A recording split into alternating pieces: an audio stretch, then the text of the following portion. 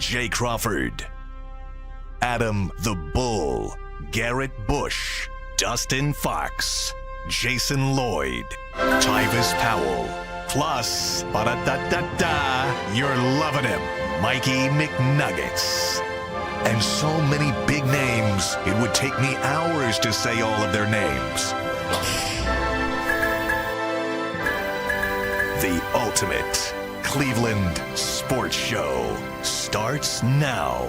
Booyah! Bill Dustin's mic for a second. Making his first appearance at the top of the show, Anthony Cantaspelli. Dang, bro. You got it? Yeah, just leave it. Weren't y'all supposed to be We got a microphone issue to start the show. Y'all got to get mic'd up all late? What's going on? We're only here for She has been here for every bit of an hour. Man, I've been waiting I was here before Steve was here. I just had to make a good impression. Director Steve is in the building. I said, Director Steve's always in the building. First of all, is this a statement? What do you mean? Is this a statement? Yeah. I see nothing Guardians. It feels to me like statement? No, this is all I have. This is not a statement. it was clean. Well, no. I mean, I don't have any Guardians gear. I have all this Indian stuff. This is a Jose Ramirez jersey. Am I going to buy another jersey for $150? Well, that was the whole idea when they changed the name. By the way, finally get with the program? Give me a shot of this. Give me one shot. This is the postseason hat from the 2016 Wow, run. that's nice. Very nice. You know what? Listen. It's the last postseason hat ever for the Cleveland Indians. You got one minority on the panel. I'm not going to make us think about the Indians hat. I don't know. I mean, are you triggered at Bull? I am not. Okay. But No. it was a good time to change the logo, and I'm glad they changed the name. And so there you go. Very good. It's really inane to be triggered by it. I hear what you just said. A lot of the fans are like, man, I got thousands of dollars sunk into this. This is a throwback now. You it get is. credit for this. Yeah. Like you're like, wow. We're going to talk Guardians. Well, let's give some quick talk off the top. We're going to do Browns then, and then we're going to circle back to Guardians. But I want to start with you, Bull. Oh, by the way, do you want to see the Jays there to match that? Oh, it all matches. You're bringing it all together. I saw the Reds, It's man. all coming together. Tyvis would be proud. I know we don't know yet who's going for the Tigers. Do you have quick thoughts on today's game 308 start? Yeah, I'm confident. I know everybody lost their mind after game 2, and I get it. When you lose in the playoffs, it's emotional. Once again, people suggesting that they should have taken Clase out before Nonsense. that at-bat is That's ridiculous. No. The idea of walking Kerry Carpenter is silly. You would have never suggested that before that at-bat. No. Unfortunately, he picked that day to have a bad day. What are you going to do? I'm going to trust him in the exact same spot every time. I do too. Hopefully it's a one-off. And Why did he throw 3 straight sliders though? That's why that was weird. We can't get to the bottom of it. Vogt said, I'm out of that. That's not listen, my area. The first 2 sliders he threw were great. Who calls that though? Is it the catcher? Is it the pitcher? In that situation, that's a wonderful question. Austin Hedges is catching, so I'm assuming. No, Bo Naylor was catching at that point. At that point, it was Bo Naylor. So So it might now- have been. You're right. There is not a chance in the world Austin Hedges would have called for 3 straight sliders. Never. Right. Now, listen, the first 2 were good. I mean, they were good pitches. He got strikes on them. Right. I don't love the idea. I don't know why. Maybe he wasn't feeling the command on the fastball because he didn't have great command on his fastball that day. It wasn't just that pitch either. Like a lot of folks, as we were leaving the game, a lot of people were saying, he made one bad pitch. No, he didn't. No, he didn't. That was as bad as Clase has looked all season, not even close. Yeah. I mean, if not for the Quan ridiculous catch, Yeah. and that was very close, but they made the right call, he gets dinged for 5 hits in one inning. That's not Emmanuel And Clase. the last hit was because he didn't get the first quick enough. It counts. But like you can't give. Listen, he gave up hits to the 8-9 hitters leading up to Carpenter. Can't do it. Yeah, That's the terrible. problem. Yeah, you can't do it. that's I'm with you. Yeah. I'm not overly terrified, but I will say this. I said all along, even before the postseason started, the Tigers are my nightmare. I do not want to see Detroit in the postseason. They're playing with house money. They're our little brothers. We beat up on them so badly in the last 10 years. 9 of the that they last have 10 their years chance. won the season Right. series. So this is their chance. Yeah. I also would say this today, because everybody's looking at it as, well, you've got 3, you need to win 2. You need to win today. You need to win today. And the reason I say that is the same reason why I said you need to win game 1. I said if you lose game 1, you're looking at going to Detroit where they can have a sweep in game 3. Because we're not beating Skubal. I was firm on that. We didn't beat him. I'll say this today. Skubal's starting game 5 if it gets there. He is absolutely pitching Game 5. That's not even a question. Right, sure. I don't believe they can't beat him in a Game 5. I don't want to take that chance. You'd rather not be in that situation. I mean, they could have beat him in Game 2. Yeah, they got out of him pitching. It was 0-0, which what more? I mean, obviously you'd love to have it be 1-0. I have a question for you, and this isn't armchair quarterbacking. In the moment in the game, I said when David Fry came up first and third, you're squeezing here. You're absolutely squeezing here. Why wouldn't you? You can't hit into a double play. Fry's not a fast runner. I thought about that You're too. laying down a ball. You got a left-handed pitcher, so he can't see the runner at third. Right. And by the way, I like the call to hold the runner. My view of it was perfect. I'm looking, does the ball get to the left fielder before the runner gets to third base? Right. And he had it in his glove a step before the runner got to third. Yeah, any kind of good throw, he's going to be out. Yeah, you hold. Yeah. And I'm fine with that And call. Jay, just to clarify so everyone knows, your view was because you were sitting right behind the dugout. I was in the dugout. You were on TV every pitch. And I've got a field level of it, and I'm looking at the left fielder, and the ball is in his glove. Yeah, it was the same. And I'm yelling, hold. Yeah. And it was the right call. And I know hindsight's 20/20, but in the moment, I'm saying this is a textbook squeeze situation. Yeah, I'm not going to be a phony. I didn't think about that at the time. Some people have suggested that Quan should have been on the move there from first. I'm surprised he didn't run. That was a little surprising. I think that's the most fair criticism. Yeah. I didn't think about a squeeze, honestly. I like David Fry, the way he just handles the bat in his hand.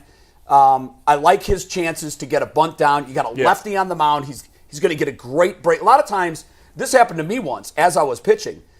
Same situation, first and third. Now, I'm a righty, so I happen to see the runner break. One thing you can do in that situation, instead of letting the hitter drop the squeeze, is you just hit him. Right. Hit him. Yeah. Runner stays at third. Now you got the bases loaded. Double play still in order. Right. But I wanted a suicide squeeze there. It's a scoreless game. Yeah. Skubal is lights out. I know they had him on the ropes there, but the worst case scenario was a double play. You can't hit into a double play on a squeeze try. So worst case scenario, you still have a runner in scoring position with another at bat. I guess in theory you could hit into a double play or squeeze. But I've never seen highly unlikely on a squeeze. I mean, That's hindsight. I guess you could. That's hindsight. We took that L. Yeah. They got to get some runs this game. Like we ain't making no excuses. Can't win if you don't score. Skubal, we've been talking about the bullpen, and sometimes we get kind of infatuated. We know pitching is dominating postseason, but you got to score some runs, especially if they aces not on the mound. And I'm with Jay. They have to win this game. Ain't no like we could probably get away with. Nah, not with if you don't, you're guaranteed. You're gonna have to see unless you lose Game 4. But even if you win, now you know not only do we have to win Game 4, we got Skubal waiting for us. Who, by the way, you always hate the guy that's dealing against your team in a big game. This guy's got moxie. I mean, this guy was embracing the smoke. Yeah. Although it was interesting though when he hit John Kenzie. Hit him on purpose. Hit him on purpose. I don't buy that, but hit him on purpose. Set up the double play. I don't know. Well, you got it. I've done it. All right, fair enough. I've done it. I don't, it worked. I'm not buying what you're selling, but it was. He did apologize. It was a gentleman's hit batter. It was like, look, I had to do it. My bad. I had to do it. Look, he take your base. He met him halfway. Hey, sure. No hard feelings, but you look beta if you intentionally walk him. So what do? You hit him. You just catch a little bit. And you got the ground ball double play, tailor-made right after that. It worked. I got to say, Detroit, they're not awed by the moment. They're not blinking on this stage. They are here to meet the moment. It's something to be said for somebody they ain't supposed to be no good. Like, they were not supposed to be good. They snuck into the postseason. Then they won against the Astros. Now they're like, listen, that it was obvious that it was over the fence. It sounded in that stadium exactly like it did in 2016 when the Cubs took the lead. You thought there was as many Tiger fans as there were Cub fans? Bull. It was, everybody in the box was like, how many Tigers fans are here? Wow. You heard two things. Yeah. You heard the Tigers dugout absolutely erupt. Sure. And you heard everybody behind the first base dugout, which is where the Tigers fans were sitting. Yeah. It probably didn't come through on television, but I was in the box with other people that were also in the box in 2016 Game 7, and they all said the same thing. They're like, oh my God. I don't know if you sounded saw like 2016. I don't know if you saw it, but when Carpenter, I mentioned this yesterday. I saw it. When Carpenter rounds first, he kind of has a look on his face like he couldn't believe what he did. He was shocked, but by the time he came around third, he was in the moment. Yeah, sure, which he should be, and it was a big time clutch hit. But I don't know. Listen, the ebbs and flows happen in a baseball series. They do. And momentum is the next day's starting pitcher, if you will. And we don't even know who that is for Detroit. Or now this day of baseball, the next day's opener. I don't know. But Cobb, it's a risk with Cobb. We don't know what to expect. I feel good with But Cobb. I do feel good about him, and he's not going to be overwhelmed by the moment. He's a veteran pitcher. Yeah. Go out there, pitch well, and the the top of the lineup's got to do their job. Yeah. If they do, the Guardians should win. Bottom of the lineup has some question marks. We don't even know who's. I don't know. I think Rocchio's had some good at bats in the postseason. He's looked good. So far. The Tigers won because their bottom guys did what they supposed to. They did. hit the ball. Yeah. So they hit our ace. At some point, we're gonna have some guys in the 89 hole to hit their pitchers too. Yeah, you got to get more than 3 hits to win, and you obviously can't win if you're not scoring runs. So, all that being said, I'm very nervous, but I am confident that I think Cobb's going to do his job. You predicting a win? He'll get. I'm predicting a very close Guardians win. Okay. Yeah. I like them today too, and I think they're going to win both games in Detroit. And take care of business. I hope so, because I do not want to see Skubal again. They win today. I actually may go to the game tomorrow because I'm going to be in Michigan tomorrow. Oh, you might as Central. well. I got Central this weekend, so I'm heading that way tomorrow. It could be a clincher. If it's a clincher, I'm probably. It will be a clincher. What are those tickets going to go for? If I want to go to, it was $103 today to get in. If they lose today, and it well, I'm not just a get in kind of guy. No, if they win today, I'm just saying that was the lowest get-in price. So. No, I don't mean like that. If they win today, though, the price goes way up. That was That's a soft flex. I ain't just get into the guy. If the Guardians win, it'll probably be a little cheaper to get in. I would think. If the Guardians win today, I'm like a middle of the road kind of guy. I'm not a get-in guy, Absolutely. but I'm like, but if the Tigers win, it's a clincher for them, right? And it's going to be a really tough day. Right. Okay. Yeah, I like Let's that. read, and then let's talk Browns. Now to the team that's not fun to talk about. All right, we got to talk FanDuel first before we do that. And Dustin, just so you know, if you want to get in tomorrow, row 117, row E, so section 117, row E, 209. So pretty good seats. I would spend $200 for a playoff game. That's on Game Time. You could use the Game Time promo code LOCKEDONNFL to get those. But we'll be looking for you. This opening topic of the day is brought to you guys by FanDuel. Hey, NFL fans, you can start the season with a big return on FanDuel, America's #1 sportsbook. So when you get in the hunch in the middle of a game, you can check out the latest stats, view live play-by-play, and so much more, all on the same page where you place your bets. You'll get started with $200 in bonus bets, guaranteed when you place your first $5 bet if you use the promo code FanDuel.com/UCSS. Never waste a hunch and make every moment more with FanDuel, an official sportsbook partner of the NFL. So, guys, the Browns obviously lost to the Commanders this week. And then yesterday, Jonathan Allen, the Commanders' defensive tackle, went on 106.7 The Fan in Washington, D.C., and was asked about Deshaun Watson. I'm going to read you word for word what Jonathan Allen said in response to the question about Deshaun. Jonathan Allen said, quote, "If I'm being honest, he looked like a player who's had some stuff going on above the shoulders. It's definitely a confidence thing that's going on.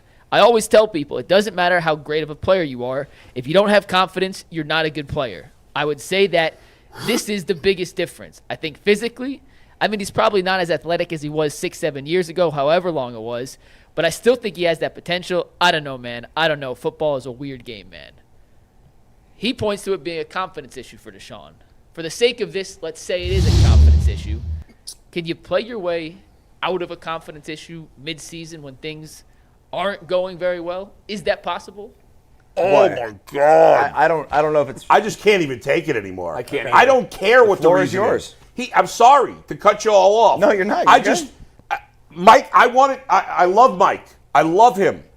I don't literally want to do this, but there's part of me that wanted to punch him in the face when he just asked that question. Oh, no, Bull, I disagree with you. I think that's a wonderful question. No, I hate it. I'll tell you why. Okay, tell me why. But before Bull goes, let me say I love Jay more than Bull, for the record. Well, Thank you. I want this question because I don't give a rat's you-know-what about why. I don't want to know the why anymore. The why doesn't matter. I'm with you on that. I'm with you on that. The answer to me is irrelevant. Yeah. The question is a terrific question, and I'll explain why when I go.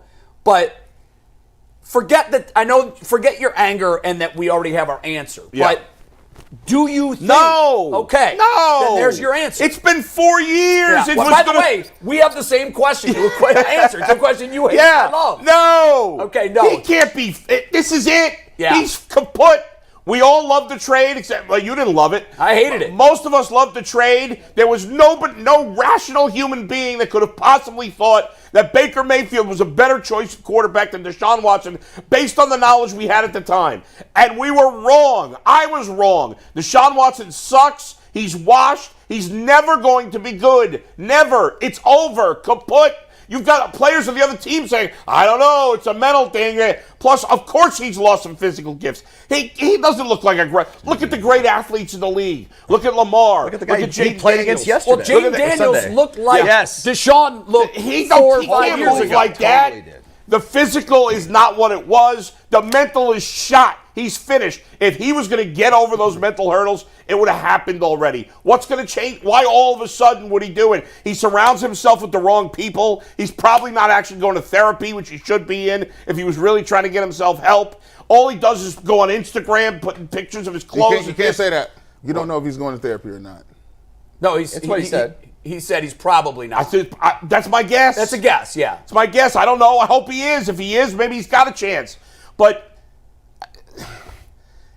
no, he's not. It's over. It's finished. I was wrong. Most of us were wrong. He cannot play quarterback. Move on. So, Dustin, premise of the question, number one, is it a good question, and what's your answer? That's a fine question. I think confidence is something that's really tough to get back. I mean, I went through a period of time in my career where I was really down. I mean, this is at Ohio State, where I went to like therapy for sports psychology because confidence. Yeah, because I had lost it, and it took time, but I got it back. But I didn't play quarterback. I didn't play the position where everyone's talking about me. I also didn't play in an era of social media. I didn't play in an era where the pressure was so in your face, where people who were critical of you could actually enter your home and essentially affect you. So, I would tend to agree with you that it's unlikely. You said it's done. I would say it's highly unlikely that he's going to get better this season. And the number one reason for that is if he's already lost confidence now, what are things going to be when you face tougher competition? Sure. Like Baltimore and the Pittsburgh Steelers, and on their defense, you're going to face a hell of an offense in Cincinnati twice that you're going to have to score 30-plus points to beat the Bengals. Right now, you can't score 13. They haven't on scored offense. 20 all year. I'm saying on offense. I mean, your defense is getting you some points, maybe some special teams, good field position. But, offensively, if you can't score 28 points in a game, you're not going to do anything. They can't even score on the first drive. Right. And by the way, even if it is possible to get the confidence back, and sure, if or maybe he is going to extensive therapy and dealing with whatever demons he has, okay, maybe it's possible, but it's not going to happen. It's not helping him to play in the meantime. If he's going to fix it, get away from football and go fix it. Mm-hmm. I don't know. Can he play through this? Not here. I don't think it happens here. But I will say that players find it all the time. Wait, where in the world is he going to get another opportunity? Well, let me go ahead and tell you like this. I keep seeing Sam Darnold getting multiple opportunities. He looks pretty good. Right? Yeah, but Sam didn't have baggage like this going with him. I mean, baggage is listen, we just talked about... No one's going to pick up his... Sorry to cut you off, G. Bush. No one's going to pick up this contract. There's so many issues here. We talked... Well, the Browns are going to pay him. No one else is paying him. Right. So if you get Deshaun Watson, it'll be for free because the Browns will be paying him. Yeah. Second of all, we just talked about we don't care what the why is, right? We just said we don't care what the why is. He's just not playing well. Now, look, if you talk about the difference between Sam Darnold and Deshaun Watson, Deshaun Watson has baggage, but they both played garbage. At the end of the day, you see what Sam Darnold is doing. He's been on multiple teams. We wrote them all. By the way, this conversation sounds a lot like... But Garrett, Sam Darnold never, ever had a season like Deshaun Watson's had. Sam Darnold was a top 3 pick and was benched multiple times. Sam Darnold was a laughing stock. From a positive standpoint or a negative? Positive standpoint. Oh, he's never been... Deshaun Watson was a top 5 quarterback. I agree with G, though, that Darnold has done it, but I do think there's a difference. Darnold had never done it at the NFL level. So he had to be questioning, can I even do this? Deshaun at least has the mindset and the knowledge of knowing, I can do it, I've done it. So, and we'll continue on. We'll give you the more case studies. Okay, we wrote, this sounds like a conversation we had exactly for Baker Mayfield. Just the same one. At the end of Baker Mayfield's career, we act like it wasn't everybody in their mind being like, we got to go. This is done. It's over with. It's never going to happen. Bull, you said it yourself. Not everybody said that. Bull said it himself. Of Baker course I is did. done. Now, look. Baker, guess what? He had to go through 3 teams. He had to go through. He had to change his mentality. He had to change the way he was. And guess what? He fell in a place where it worked out, where he got somebody that believed in him. He was able to go through life experiences and said, "Okay, now I get it." It's anybody can make a change. Anybody can get better. It's just about whether or not you're willing to put the time, energy, and effort into it, or if you get another opportunity to do so. Now, as far as for here, no. I don't think you turning nothing around here. This is already baked in. You know why? There's 3 things. It's hard to get confidence when flat out there's a lot of people that just don't like him here. Even People don't like him a lot of places. That's it. So especially, but you expect at home. Like, at least your home fans kind of like you. It might even be the opposite. It might be people don't like him more here than outside of here.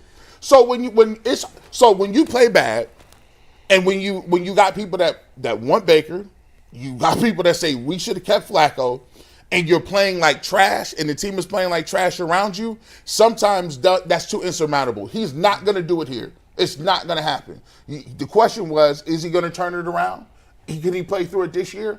The answer to me is no. Am I ruling that out somewhere else? No. Yeah. But I don't. The problem with somewhere else that Baker didn't have and Darnold didn't have.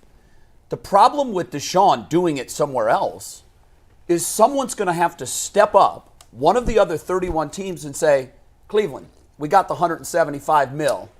No. G's saying they're going to have to eat the money. They're going to eat that money. And somebody else will give them a chance They're gonna eat that for money. no money. So what are the chances that the Browns, at this point, based on what we know, step up and say, we'll eat the money? I mean, what at choice? the moment, it doesn't seem likely, but No, because they absolutely should do that at the end of this year. They should. Yeah. But what have they done? They've doubled down on stupid. They have. That's what they're doing right now. That's a typical trait for them, unfortunately. Unfortunately, that's baked in this team's DNA. Yeah. Well, that's I'll on give you them. a couple stats.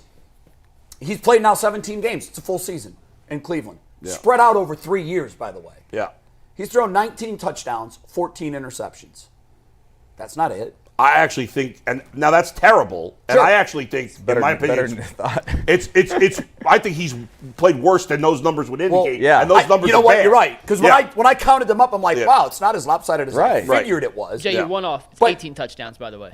Just a heads up.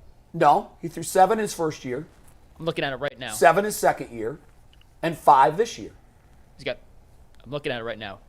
Unless Pro Football Reference is wrong. Okay, how many do you have his first year? According to Pro Football Reference, and I'm going to refresh in case it's...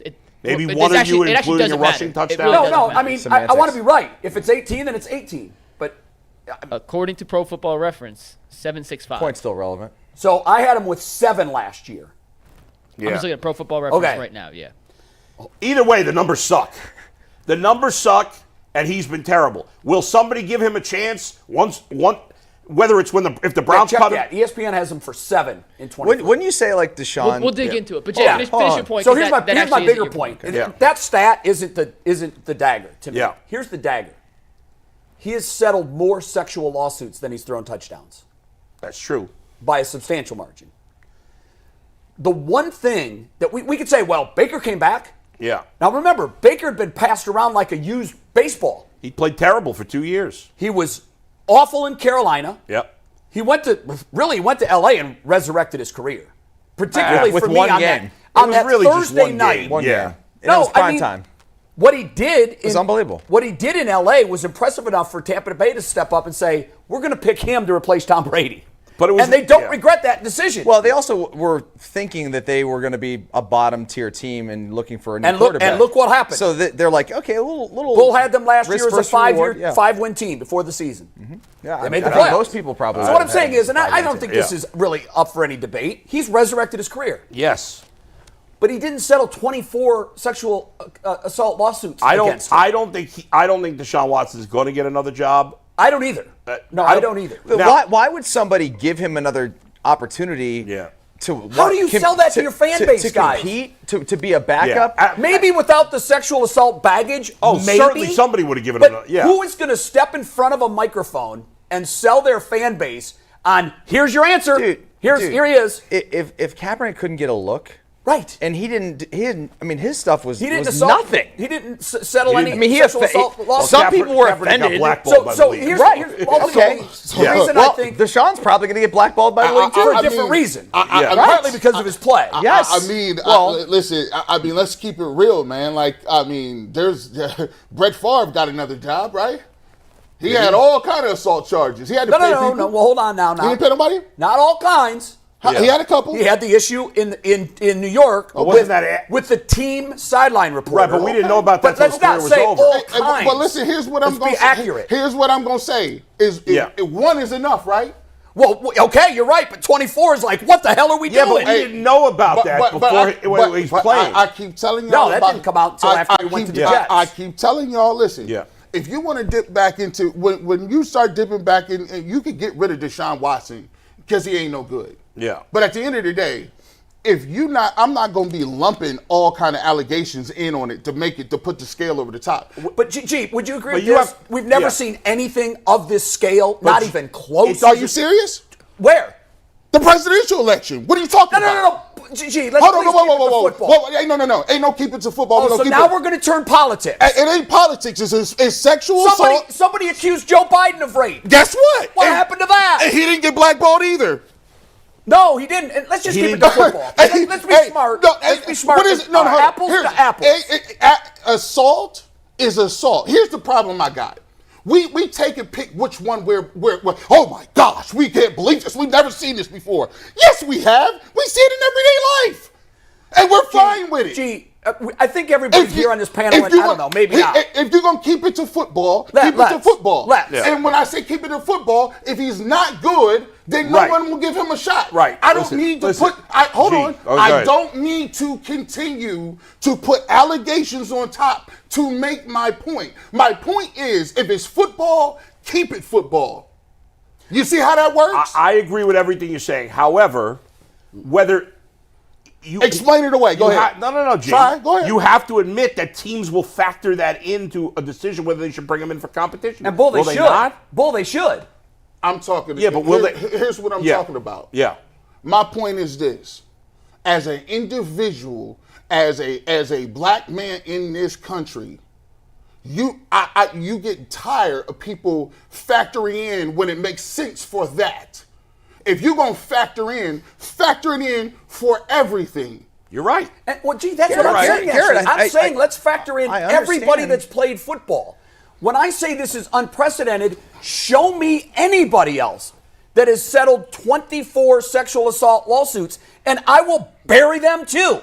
Hey, Ben Roethlisberger didn't have 24, but he had 2, and he was never blackballed from the league. He was not. Because he played well. Because he played well, and if Deshaun Watson had played well, nobody would care. You're right about that. Yeah. Sadly, Bull, that's my point. Right. Yeah. So it's not about the allegations. You're worried about if he's playing well or not, and if he played well, we would forget about it. Yes, 100%. That is crap. But it is crap. But gee, you that's do the reality. realize that's the way it is.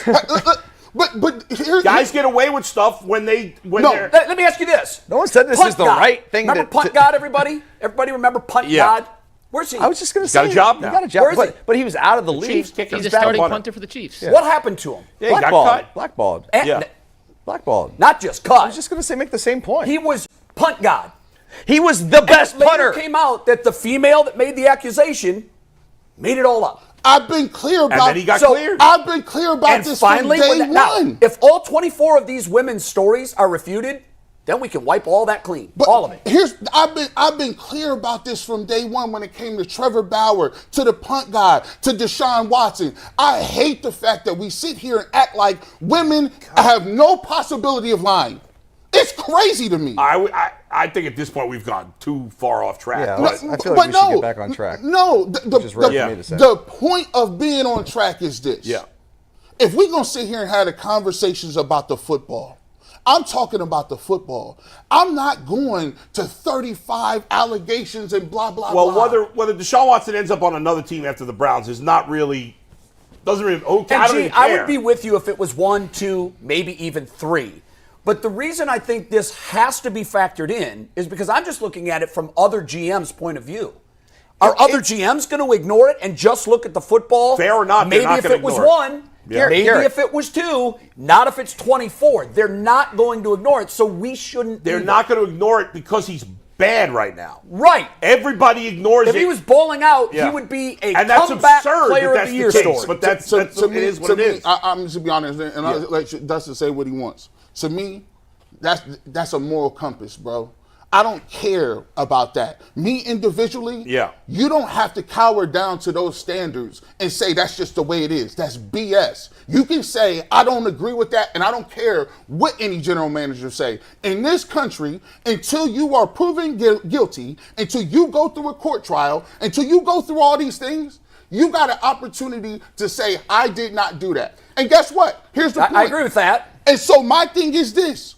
I'm not going to personally say, just because a general manager feels that 23 is too many for them to give him a shot, I don't agree with that. I don't agree with that for anybody, any man. You, him, or her. That's fine, G, but the question was, The real world, we're living in reality. The question was, would he get a job? And fair or not, you know that teams are going to factor that in when they decide to give him a chance. And to your point, G, just to make it, just to be clear, that you brought up Brett Favre. There was one allegation. This was after he got the Jets. Well, job. there's also what he did down in Missouri, or not Missouri. That was all post-career. That was Mississippi. Well, no, but he's a bad guy. I mean, I think we know that. But Trevor Bauer's a bad guy. Yeah, sure. But I'm going to give you 2 examples. This is I'm going to riveting. give you an example where 2 women came forward who were in sexually consensual relationships with Trevor Bauer. Yeah. And they made allegations against him that cost him his livelihood, his career, and $250 million. Then I'll give you case B. Deshaun Watson had 24 women allege that he was inappropriate sexually in non-consensual relationships. He was rewarded with a $230 million guaranteed contract and still stinks up the field every Sunday. What's wrong with this picture? I wouldn't say rewarded. Your team Rewarded? $230 million is a reward. Here's the thing. Be mad at the owner for giving him the contract. I am. Like, be mad at. I'm furious at the owner for giving him that contract. Here's my thing. I don't care about the money. I don't care that he got $234 million. If he did it, he's a scumbag. If he didn't do it, he has an opportunity to say he didn't do it. If he didn't do it, he's a victim. Yes, the money has no part in it. Like, just because you're rich don't mean people can pull up on you and say, you did this, and you got to just take that. That's BS. The only part that the money matters is that it might stop. The Browns, if he wasn't getting paid crazy money, the Browns would have moved on already, probably. Whereas, absolutely. Because he's making that money, it affects whether they are going to give him more opportunity. You know what was I feel like we over talking you. Go ahead. A 3-year contract. I understand. With a 4th and 5th year in the contract, but not fully guaranteed. Yeah, well. The Browns were bidding against themselves. The ship has sailed, unfortunately. That's done. It's done. I just feel like we've derailed the conversation from the topic, which was about performance, to a topic that's very sensitive to you, obviously. And I feel like we should get back on track. That's my thoughts. I agree with that. We were talking about Watson's career after he leaves. Yeah, Sure. That's not really. I think to just put a bow on that conversation side of the conversation, Deshaun stinks right now. Okay, Yeah. and so all these other things, red flags, whatever you want to call them, they don't even matter. They don't. I mean, they're Not there. now. Hayes in the barn. Right, they're there. Okay, but then you've got the performance side of things. If you're a good player, Michael Vick got a second chance and he balled, which is a kind of rare but also an amazing thing. He's. You know I what? love Michael One of Vick. the things that happened with Michael Vick that Michael Vick will speak to today and tell you was Yeah. a big catalyst in his Having turnaround remorse? was Tony Dungy. Yeah, Dungy was a big And when factor. you read anything that Michael Vick says about his comeback, Well, and when you listen to Tony interviews, vouched to Andy Reid. Well, but what I'm saying about that, it was when Andy Reid came to Tony. Tony said, "Yeah, there's something there. Let me work with the young man." Yeah. The one thing I haven't seen from Deshaun Watson that I wish I had, and I implored him, I begged him before this season, delete your socials, all of them. Go dark. It matters zero. It doesn't matter. You're trying to make people like you by your vacation locales and your clothes. But that's not. It doesn't matter. That's your one thing Jay, mattered. That's Ball out. That's your perception. It is my perception. I'm That is not the reality. We're espousing that he's trying to make people like him by his vacation. It's called living his life. We go on vacations all the time. Well, you don't post them. It's Instagram. People post everything. I get it. There's a disconnect from me and that generation. Yes. Gee, I get it. But what I'm saying is, if I'm Deshaun Watson coming into the season, I ask myself, how do I succeed? And I'm also asking myself the same question Tom Brady asked himself for his whole career. Is the decision I'm about to make right now with this meal in front of me, is that going to make me a better quarterback or a worse quarterback? He's not thinking about that. I know he's not, and he should be. He's thinking of, listen, he's living his life. Look, Live your life. When people talked about Baker Mayfield, and I thought it was dumb as hell too. Baker's not playing well because he did all these commercials. What? He did all those commercials in one day. What are you talking about? If you don't think Baker Mayfield is trying to be a good quarterback, or if he's a bad quarterback, you don't have to make up things to go along with it to make it seem like this is the reason. He's not playing well because he's not reading defenses and coverages correctly, and it is what it is. You have a right to live your life on Instagram. And if that triggers fans because their favorite player is not playing well, then that's something wrong with you. Sometimes don't you have to read the room and have some awareness? It. Like can I just talk Perception for 1 second? is reality. For gosh sakes. Talk. You guys are blabbering. I want to get in here just a little bit. Dive okay? in. I just think the situational awareness off the field kind of equates to on the field. Doesn't have a lot of awareness on the field. Doesn't have a lot of awareness off the field. I don't know. Maybe it matters. I'm done. Sorry. It matters because perception is reality. You're right. The perception of Baker Mayfield was, why is he shooting all these commercials? That's stupid. That wasn't reality. It wasn't pulling him away from being That great. was dumb. But it gave the fans a log for their fire. And what I said at the beginning of the season is, if I'm Deshaun, I am eliminating the noise. I'm hunkering down. I'm going in my silo, and I'm surrounding myself with people that, not yes people. Zero not dark Quincy, 30. Not Quincy, not somebody who's going to say, you the man, dog. I don't want that. I want someone to come to him and say, you need to look in the mirror and inspect yourself as a player and as a person. Yes. And somebody what I trusts. would say about the social media, I agree. I'm the old man who just doesn't see any value in that whatsoever. That's fine. But the perception here is the reality. He gave them something to use against him, and now they're killing him with it. But guess what? You talk about some people that's in his fan base ain't gonna like you regardless. It don't matter if he went 0 dark 30, never bought a car, stayed out of the way. Matter of fact, here's how you know this is that don't fly.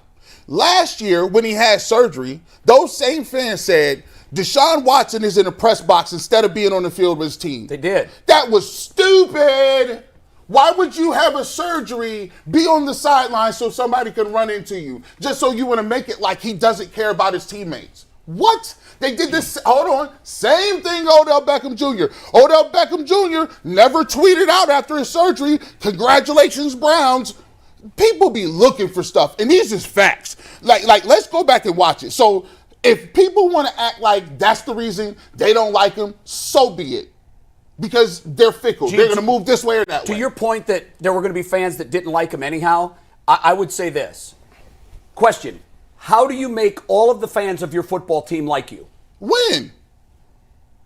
Well, I mean... Isn't that it? Joe Flacco was the enemy for his entire career. Play well. He walked in here for 8 games or whatever it was, played his ass off, and all of a sudden, he's king of the castle. If you win games, fans will follow. I don't even think you have to win games. You have to play well.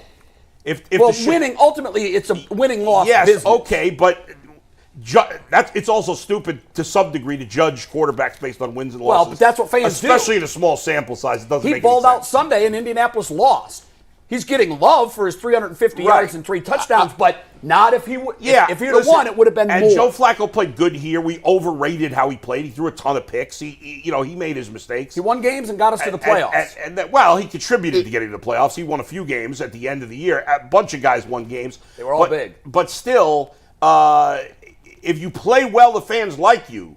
Deshaun Watson came here with baggage and had to turn the fans. There were a percentage of the fan base that didn't like him already. Fair or not, doesn't matter. Right. They had that perception. Yeah. If he would have played great, 99% of those fans would have come around. If Deshaun Watson had played great here and they were winning and they were getting deep into the playoffs, all the fans that complained about trading for him, or almost all of them, they would have come silent. around. Yeah. Instead, what's happened is the people that were like, I don't really like this, but he's good, so I'm going to root for him. He's ours. Those people have now gone the other way. They're like, I can't believe I sold my soul, and he's not even good. And again, I don't disagree whether he did or didn't do, people believe what they believe. Hey, listen, I keep saying it. Like, it's about your play on the field. And that's it. And guess what? When I watch it, listen, people can say, oh, you're defending Deshaun Watson. No, I said exactly what everybody else said. I talked to McNuggets yesterday on the phone. I said, this is the worst I've seen a quarterback play in years. I talked to him about looking at what is wrong with him and how he goes about it. The only problem that people have, and you're going to have a problem with me, is this. I ain't got no problem telling you how you play on the field. When you start to do off the field stuff and we start putting all this other stuff into the game, no, that's not what I don't sign up for. That what I sign up for is if you can play or can you not play. And at the end of the day, those narratives about what he is or what he was coming into the game have no bearing on the situation because he sucks right now. Yeah, he can't play.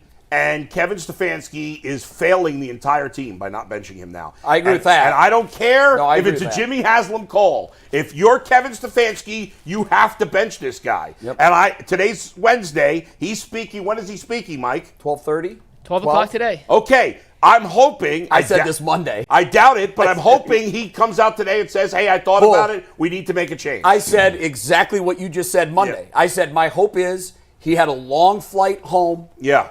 He got home and his wife and his kids were looking at old highlight videos of Jameis Winston. Yeah. And they weren't talking to him. And he woke up in the morning and said, I've got to do right by my other 52. That's right. I need to save this season if it's possible. Right now there's a 4% chance we make the playoffs. You're telling me there's a chance. And I see what I see for the last 5 games, and that's not it. And I've got a guy in the backup role. Last year I caught lightning in a bottle with a backup. I owe it to this football team and its legion of fans who continue to support this dumpster fire. That's right. To get the best team on the field to win, and he is not the best quarterback. What makes you think he's going to do that now? And he didn't have the heart, the gumption to do it. I have no faith he's going to do that. I honestly think, he said I hope. Yeah. Knowing the organization the way that we do, and Jay knows too, some of the inside stuff is like, they listen to everything that's out there. They do. And the fact that the tide has turned to where people are saying that it's okay to move on. Like, mistakes been made. Like, you bench the guy, you pay him, you move on, blah, blah, blah. Now it's going to happen.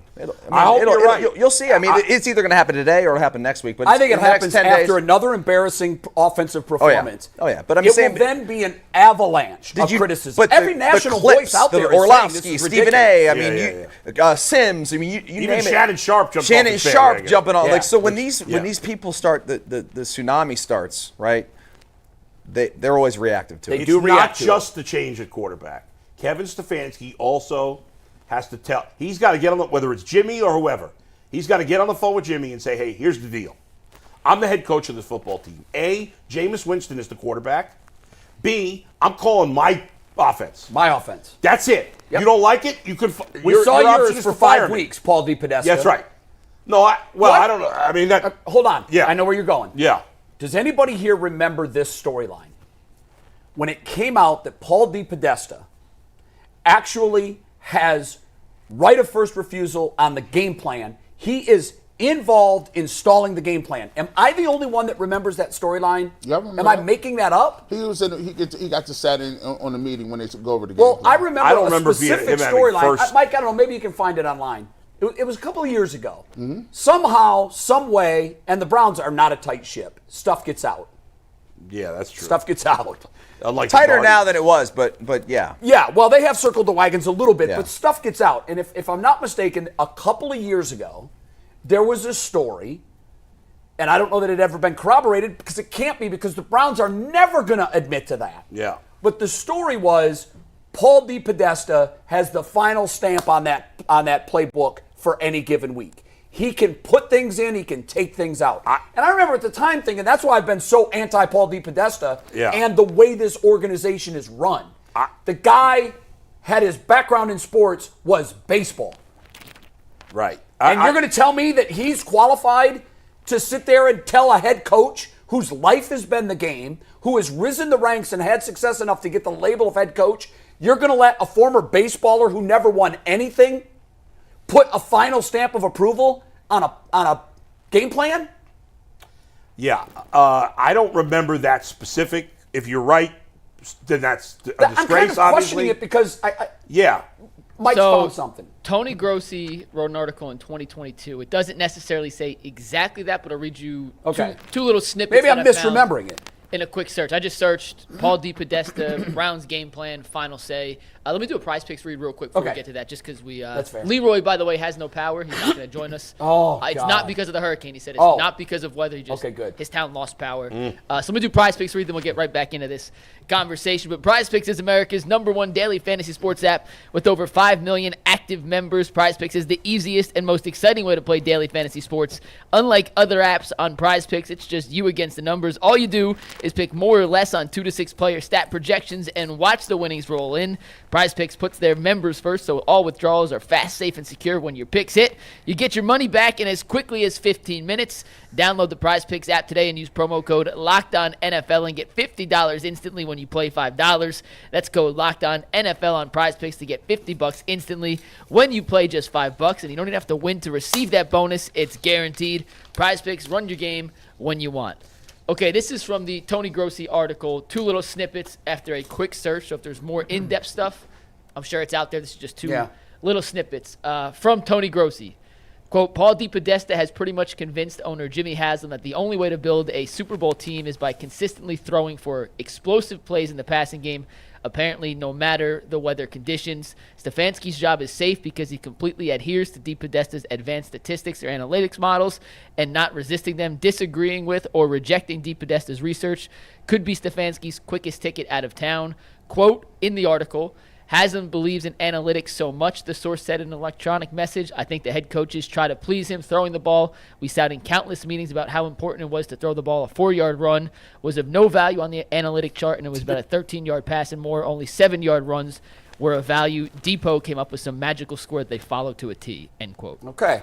I mean, I don't know that it completely – I don't know I was completely right, but in reading that, what it tells me is whatever tug of war was going on internally in terms of control of the direction of the offense was won by Paul DePodesta. Kevin Stefanski has always been on board with analytics. You could tell by the decisions he makes. Tony said that. I don't know. And Tony has analytics.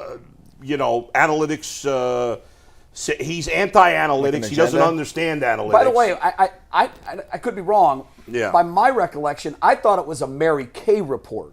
And I thought it was longer than 22 ago. Like I said, I did a super quick Google search. That was the first thing. Guys, I think one of the things, like we don't understand about this thing is we doing surface level dives on this stuff. This stuff is deeper than like who's calling plays and all. Like they got a legitimate problem. They don't up front. I don't think I've watched multiple people talk about the all 22 and I've watched the game 3-4 times.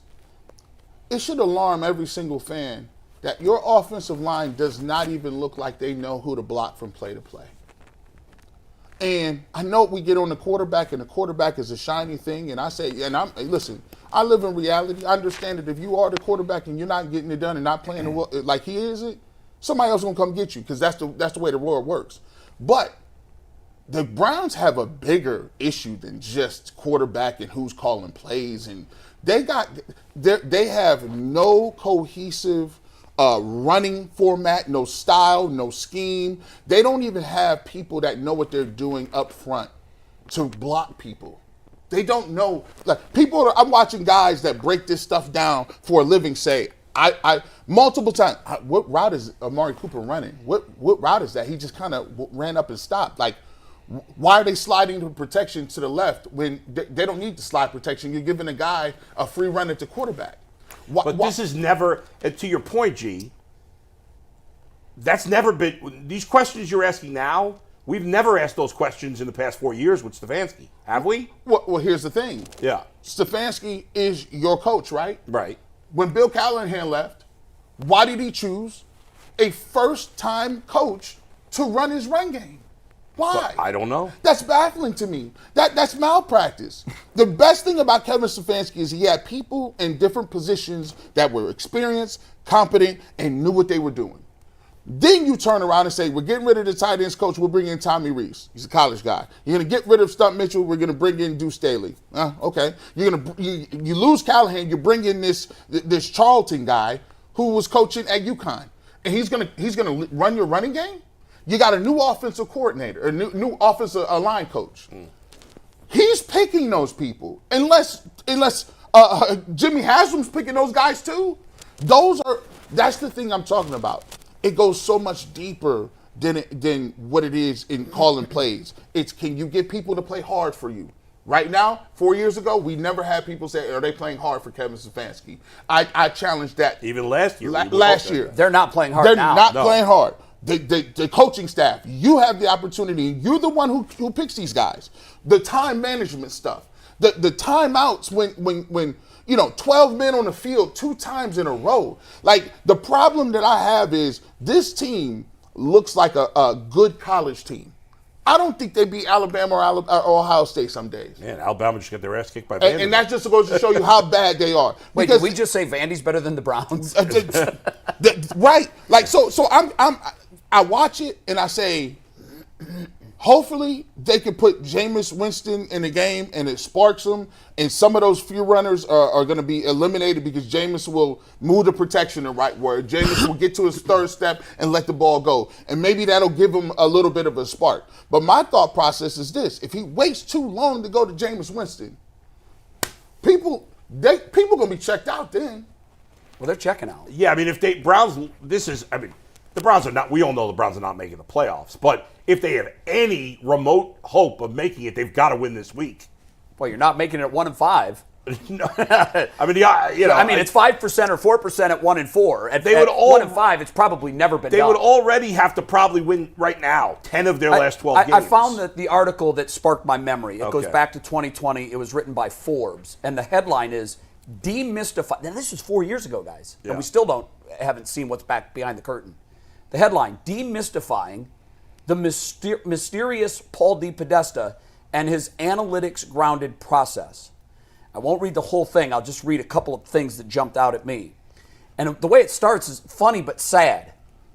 The question posed to Paul DePodesta during his media availability, this first line of the paragraph of the story, on Tuesday was simple. What do you do for the Browns? DePodesta, along with a few media members, laughed. They laughed because it is shrouded in mystery. What's a baseball guy doing running a football team? Mm-hmm. DePodesta has spent more of his time with the Browns in the grayest area of the Browns' power structure. The article goes on to say that he has won Jimmy Haslam's favor, and DePodesta is quoted in this piece as saying, I tell Jimmy, and he's listening, get the coach in place and the general manager in place, and everything will fall in line after that. I know I'll be here. So that tells me that when they were hiring Barry and when they were hiring Stefanski, the one doing the interview, Jimmy Haslam, made it very, very clear. You will step in line behind Paul DePodesta. We want to march to the same song, but he's the band leader. And DePodesta confirms as much in this article from 2024. And there's a lot. Everyone should Google it and read it. It's Forbes 2020. It's Paul DePodesta and the mystery of what he does for this team. I know you said the play calling doesn't matter so much. To me, as a fan who's making a decision, how much longer can I put up with this? And I'm asking that question, maybe for the first legitimate time in my life. What I have to see is that the people running the organization aren't so tone deaf that they're going to finally come to the conclusion that everybody else that's watching pro football and the Browns has come to. This experiment failed miserably. It is over.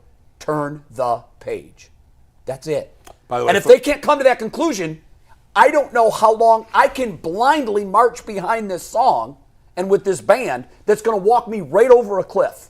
Yes. By the way, for the record, it's not the worst trade in the history of sports. It is not even the worst trade in the history of football. Which one? The Herschel Walker? Walker trade is worse. Okay, I'd say that this one is really fast. It's moving into It that can't move territory. past second. Here's in why. football. Here's I don't why think. we can't judge it yet.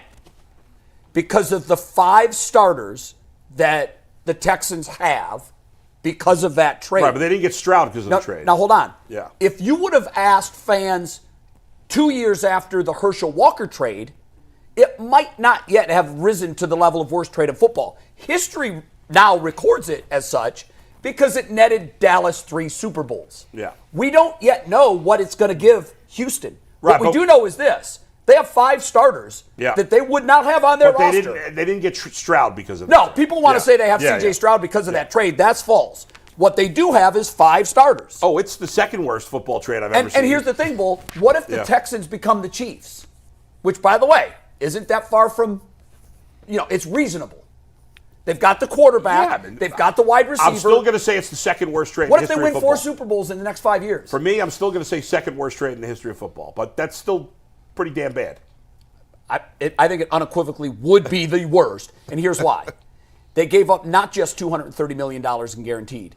They signed up for a deluge of bad PR. Well, and the level of play that they got from the player. Herschel Walker wasn't a pig in Minnesota.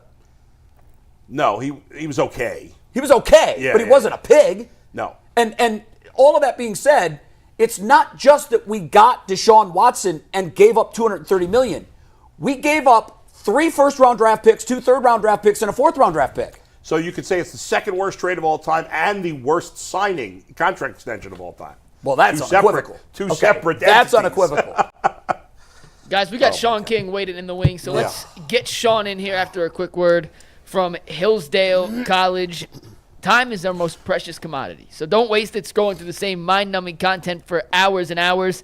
How can you spend it wisely to improve yourself? Well, our sponsor, Hillsdale College, is offering more than 40 free online courses, including Constitution 101, the meaning and the history of the Constitution, Introduction to Free Market Economics, The Great American Story, A Land of Hope, The Rise and Fall of the Roman Republic, and a brand new documentary-style course on Marxism, socialism, and communism. All of Hillsdale's courses are self-paced so that you can start whenever and tune in wherever. Plus, you can go deeper with readings, quizzes, and discussions, or just enjoy the lectures. Go to hillsdale.edu/lockedon to enroll. There's no cost, and it's easy to get started. That's hillsdale.edu/lockedon to register. hillsdale.edu/lockedon. And with that, we welcome in Shaun King from Las Vegas for our weekly segment with Shaun. How you doing, man? I'm excellent. How you guys doing? Shaun, things have gotten crazy here, man. Things are a little nuts. We're very emotional. We're angry about Deshaun Watson. We're angry about a lot of other things, fairly so. But the Watson playing poorly is putting everybody in a bad mood, just piling on top of everything else. Go ahead. Let me say this. Unfortunately for Deshaun Watson, I did not graduate from the Dan Orlovsky School of Broadcasting. So you disagree with Dan? Yes, I am capable of operating under the truth does not have emotions. And right now, Deshaun Watson is playing benchable football. But I also am brought on here to bring context and truth to the Cleveland fan base. He's not getting benched. If you look in New York, Aaron Rodgers is playing benchable football. They just fired the head coach. Right. So the interesting fallout from this will be what direction does Cleveland ownership decide to go? Would you agree, though, there's a difference between Aaron Rodgers and the power he might wield in an organization and Deshaun Watson and the power he may have? See, I think it was, I can't think of the character from Game of Thrones, but he said power is whether people believe power is, right? And so in New York, Aaron Rodgers' power is manifested in one form. In Cleveland, Deshaun Watson's power is manifested in another. Tywin Lannister. There you go. No, it wasn't Tywin Lannister. It was a conversation with Tywin. It was the I can't think his name. Tyrion? He had his man parts cut off. Oh, the eunuch. The eunuch, yes. The eunuch, It's Varys. Varys. Les Yes, Lord Varys. Varys. Yeah, Mike giving us bad information in our ears. It was a conversation with disturbing Tywin. stuff. I was That was happy. the most disturbing thing. Next time, ask me about the Game of Thrones. You're the expert. Yeah, I could have That gave was you the most disturbing part of Game of Thrones, man. Reek. He was calling him Reek. So No, that wasn't it. Deshaun's power in Cleveland. Deshaun's power in Cleveland equals Aaron Rodgers in New York. It's just Does it manifested really? different. Well, that's a problem if it does. Absolutely. You can tell by the unchecked behaviors. Remember I said you got to have bulletproof emotions to be good at that position. Look at his body language during the game. Look at the teammates' body language towards him. Look at the situation where I'm assuming Coach Stefanski was about to go for it, and Deshaun was walking off the field, and the interaction they had.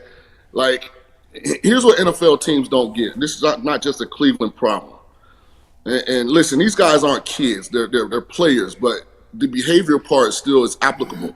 If you allow your kid to throw fits at home, don't think you can go to a 5-star restaurant and he's going to behave properly.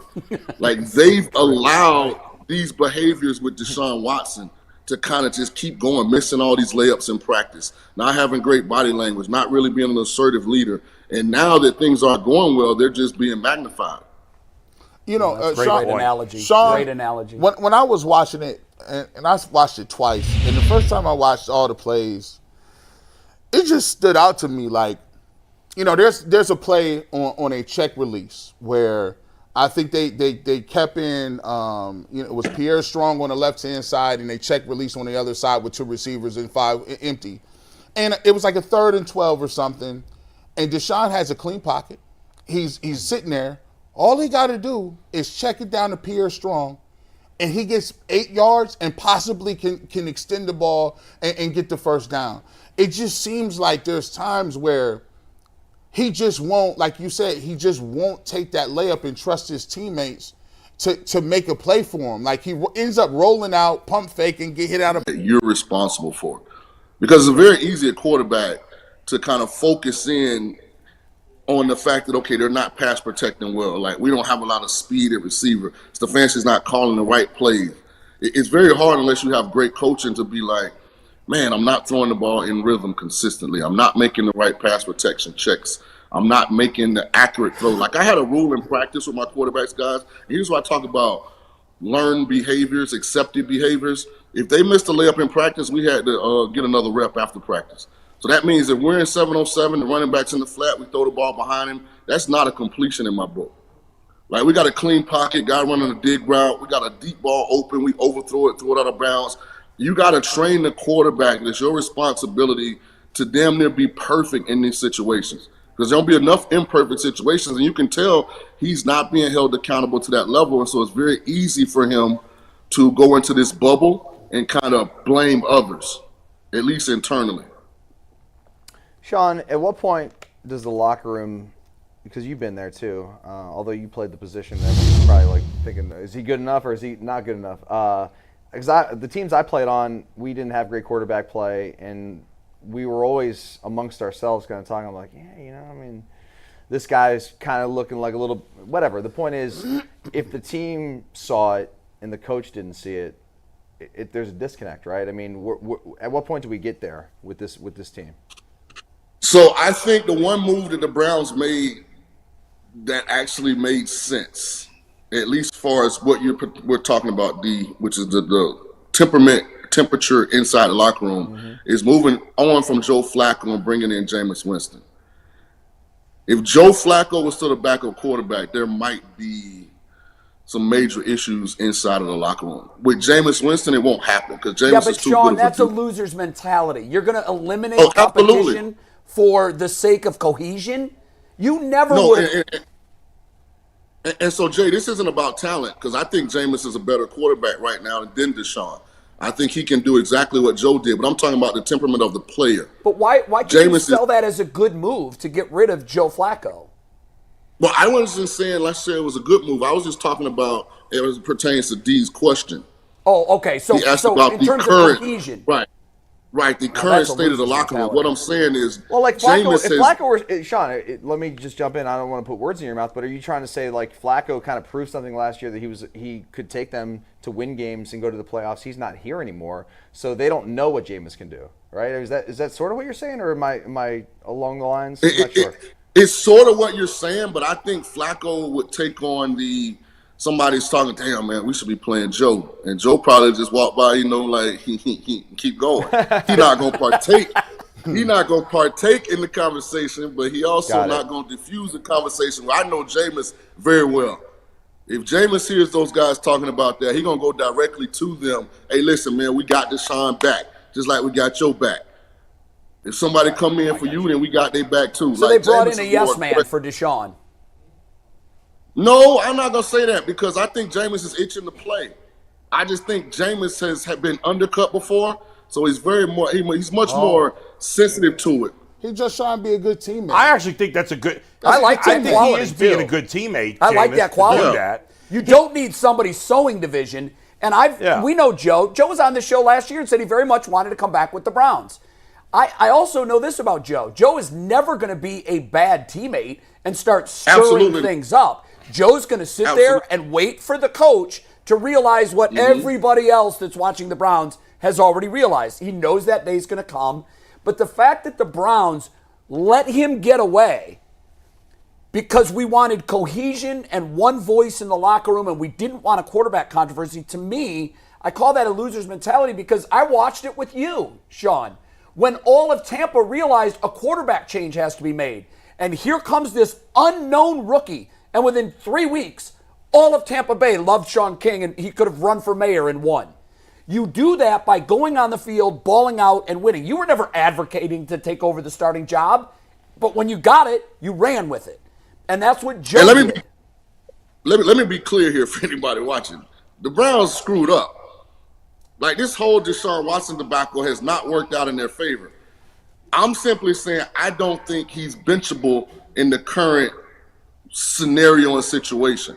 Like I've got a diehard, I know it's a lot of diehard Cleveland Brown fans, but shout out to my boy Shannon. He's a member at my little upscale bougie private cigar lounge here in Vegas. If you guys are ever in town, come through. This is how bad it's gotten. When we were watching the highlights from other teams, and all Shannon would say when an offensive highlight was good, yeah, we don't got that play.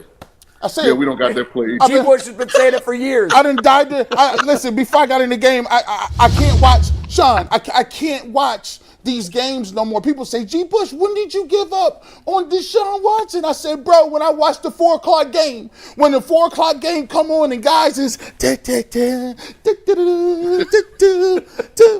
the pocket, dime, 1st and 10. And I'm looking around and I'm looking, it's like pulling teeth. I'm like, why don't you just cut, copy, and paste the whole play? The protection scheme, just have the GA go to them and say, listen, I need to cut up the Green Bay Packers versus the Giants. I want all of the 11. Just the 4th quarter of the Bengals-Ravens game. I flipped that on after the Browns game was in the tank. Crazy. And I'm like, different sport. Oh, this is what offensive football looks like. Give me the 11 and 12 cut-ups and the 11 and 12 personnel, and I want all of the outside, inside runs and the play actions.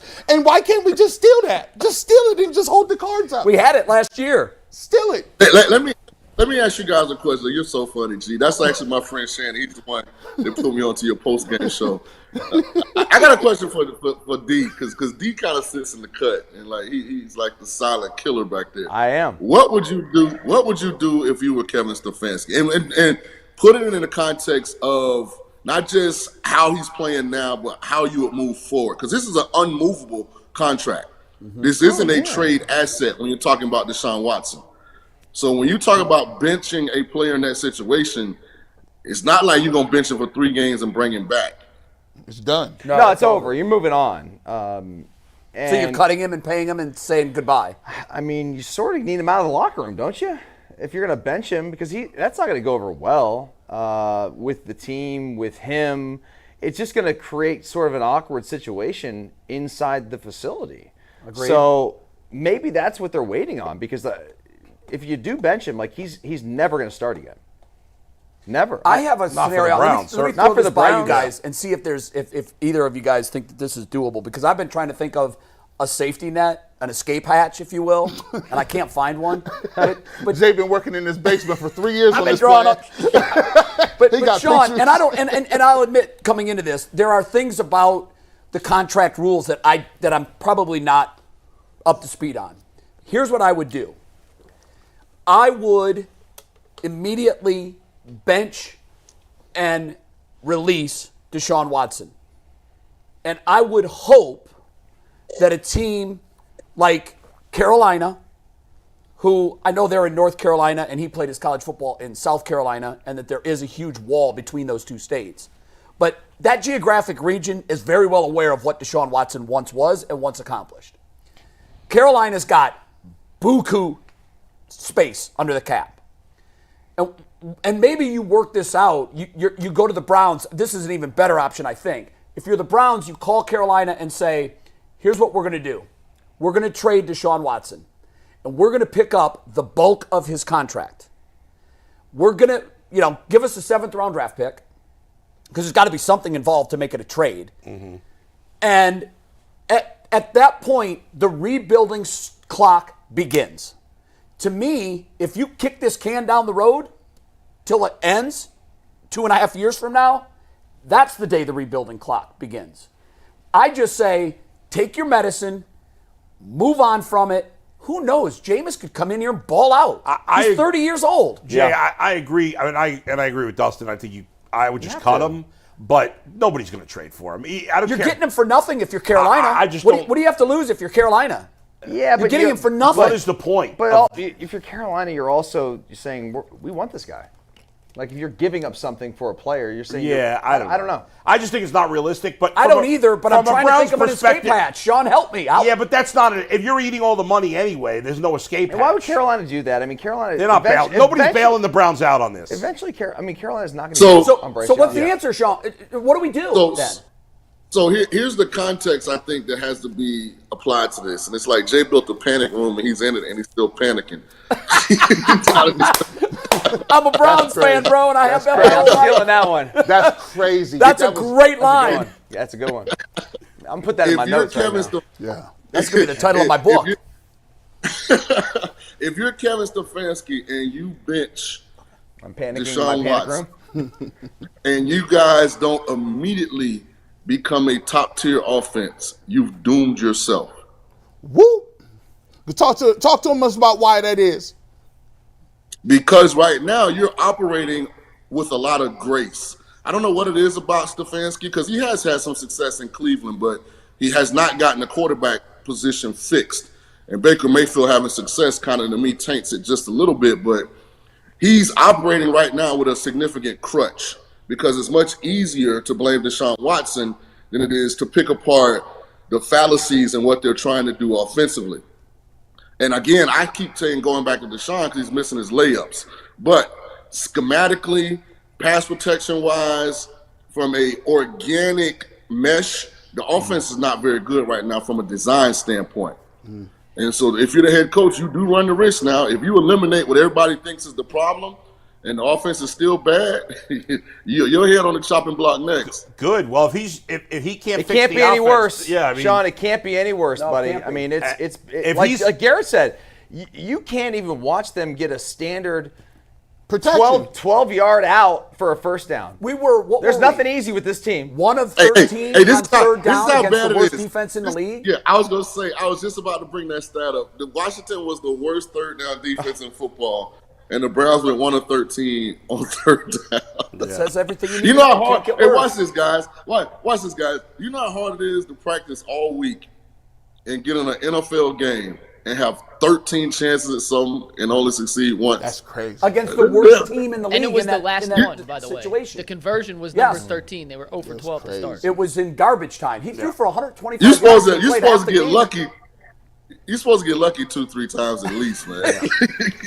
So, Sean, we're going to hop on and break down some film later this afternoon. Give the people a little teaser of what you saw breaking down the All-22 this week from Deshaun and the Browns offense. And then we'll post that later in the week on the WKYC show and on social media. But give us a little teaser of what you saw in the film that we'll break down in just a couple hours. It's not Dan Orlovsky breaking down the Jets offense. I am going right to the source. And listen, Deshaun, I know you've had your people reach out to me, but brother, look at here. Truth doesn't have emotions. You're not going to like this one. Whoa. Hold on. Deshaun's people have reached out to you?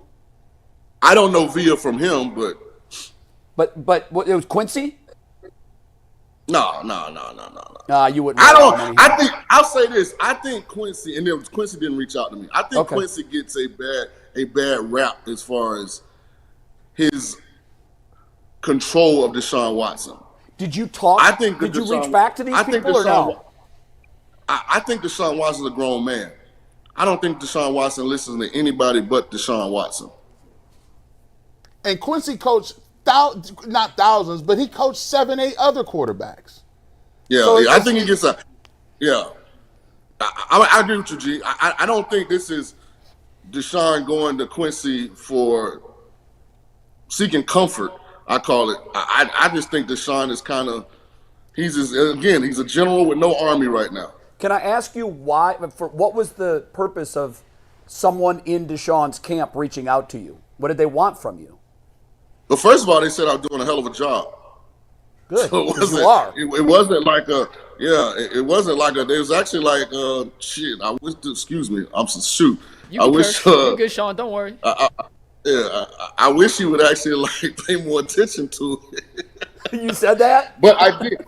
But I did get the sense that everything's not perfect communication wise between him, staff, and what they're trying to get done.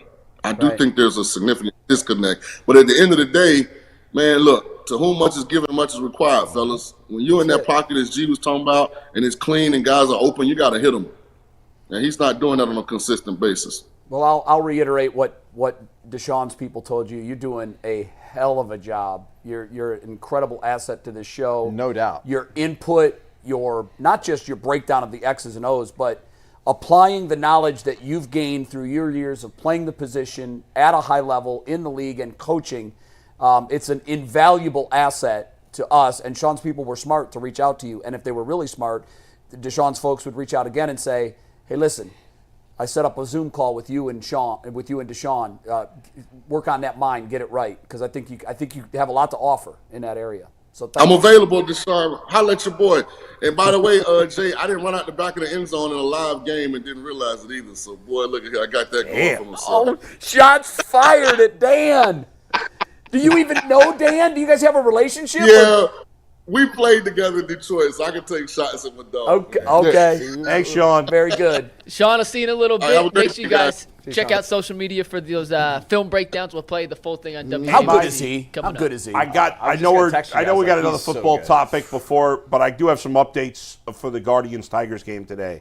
Kiter Montero is starting for the Tigers. Is that what you expected? I knew he was an option. I thought there was a chance because Yeah. they used him a lot down the stretch. He pitched against the Astros, 2 innings, 3 strikeouts, no runs allowed.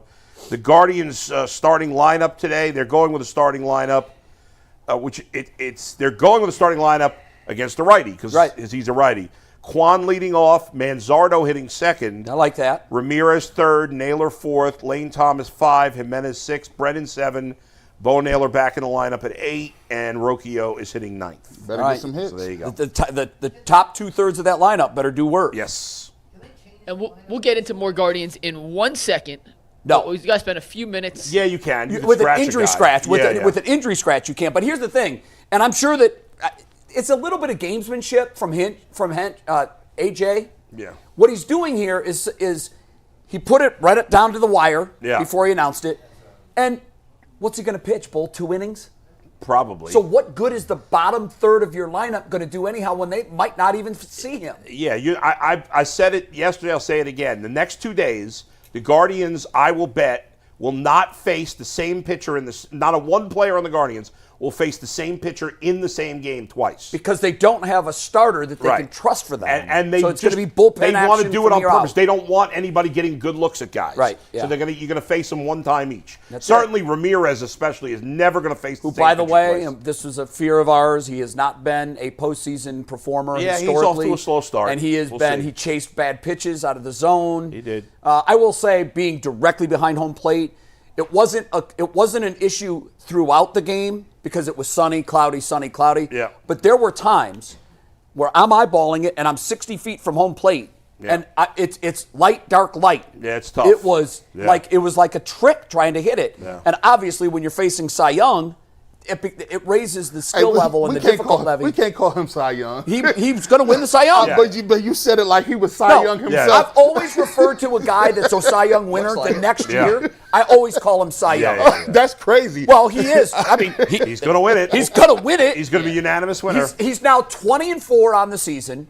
He hasn't given up a run in postseason play. He's Cy Young. Dude, I love his swagger. Right now, he's Cy Young. I love his swagger. He didn't get blown out once the whole year. I think his worst start was 4 earned runs. That's why we have to win games 3 and 4. And we're going to get more into the Guardians in literally 5 minutes. But we got a quick word from FanDuel. Hey, NFL fans, you can start the season with a big return on FanDuel, America's #1 sportsbook. So when you get in a hunch in the middle of the game, you can check out the latest stats, view live play-by-play, and so much more on the same page where you place your bets. You'll get started with $200 in bonus bets, guaranteed when you place your first $5 bet. That's at FanDuel.com/UCSS. Never waste a hunch and make every moment more with FanDuel, an official sportsbook partner of the NFL.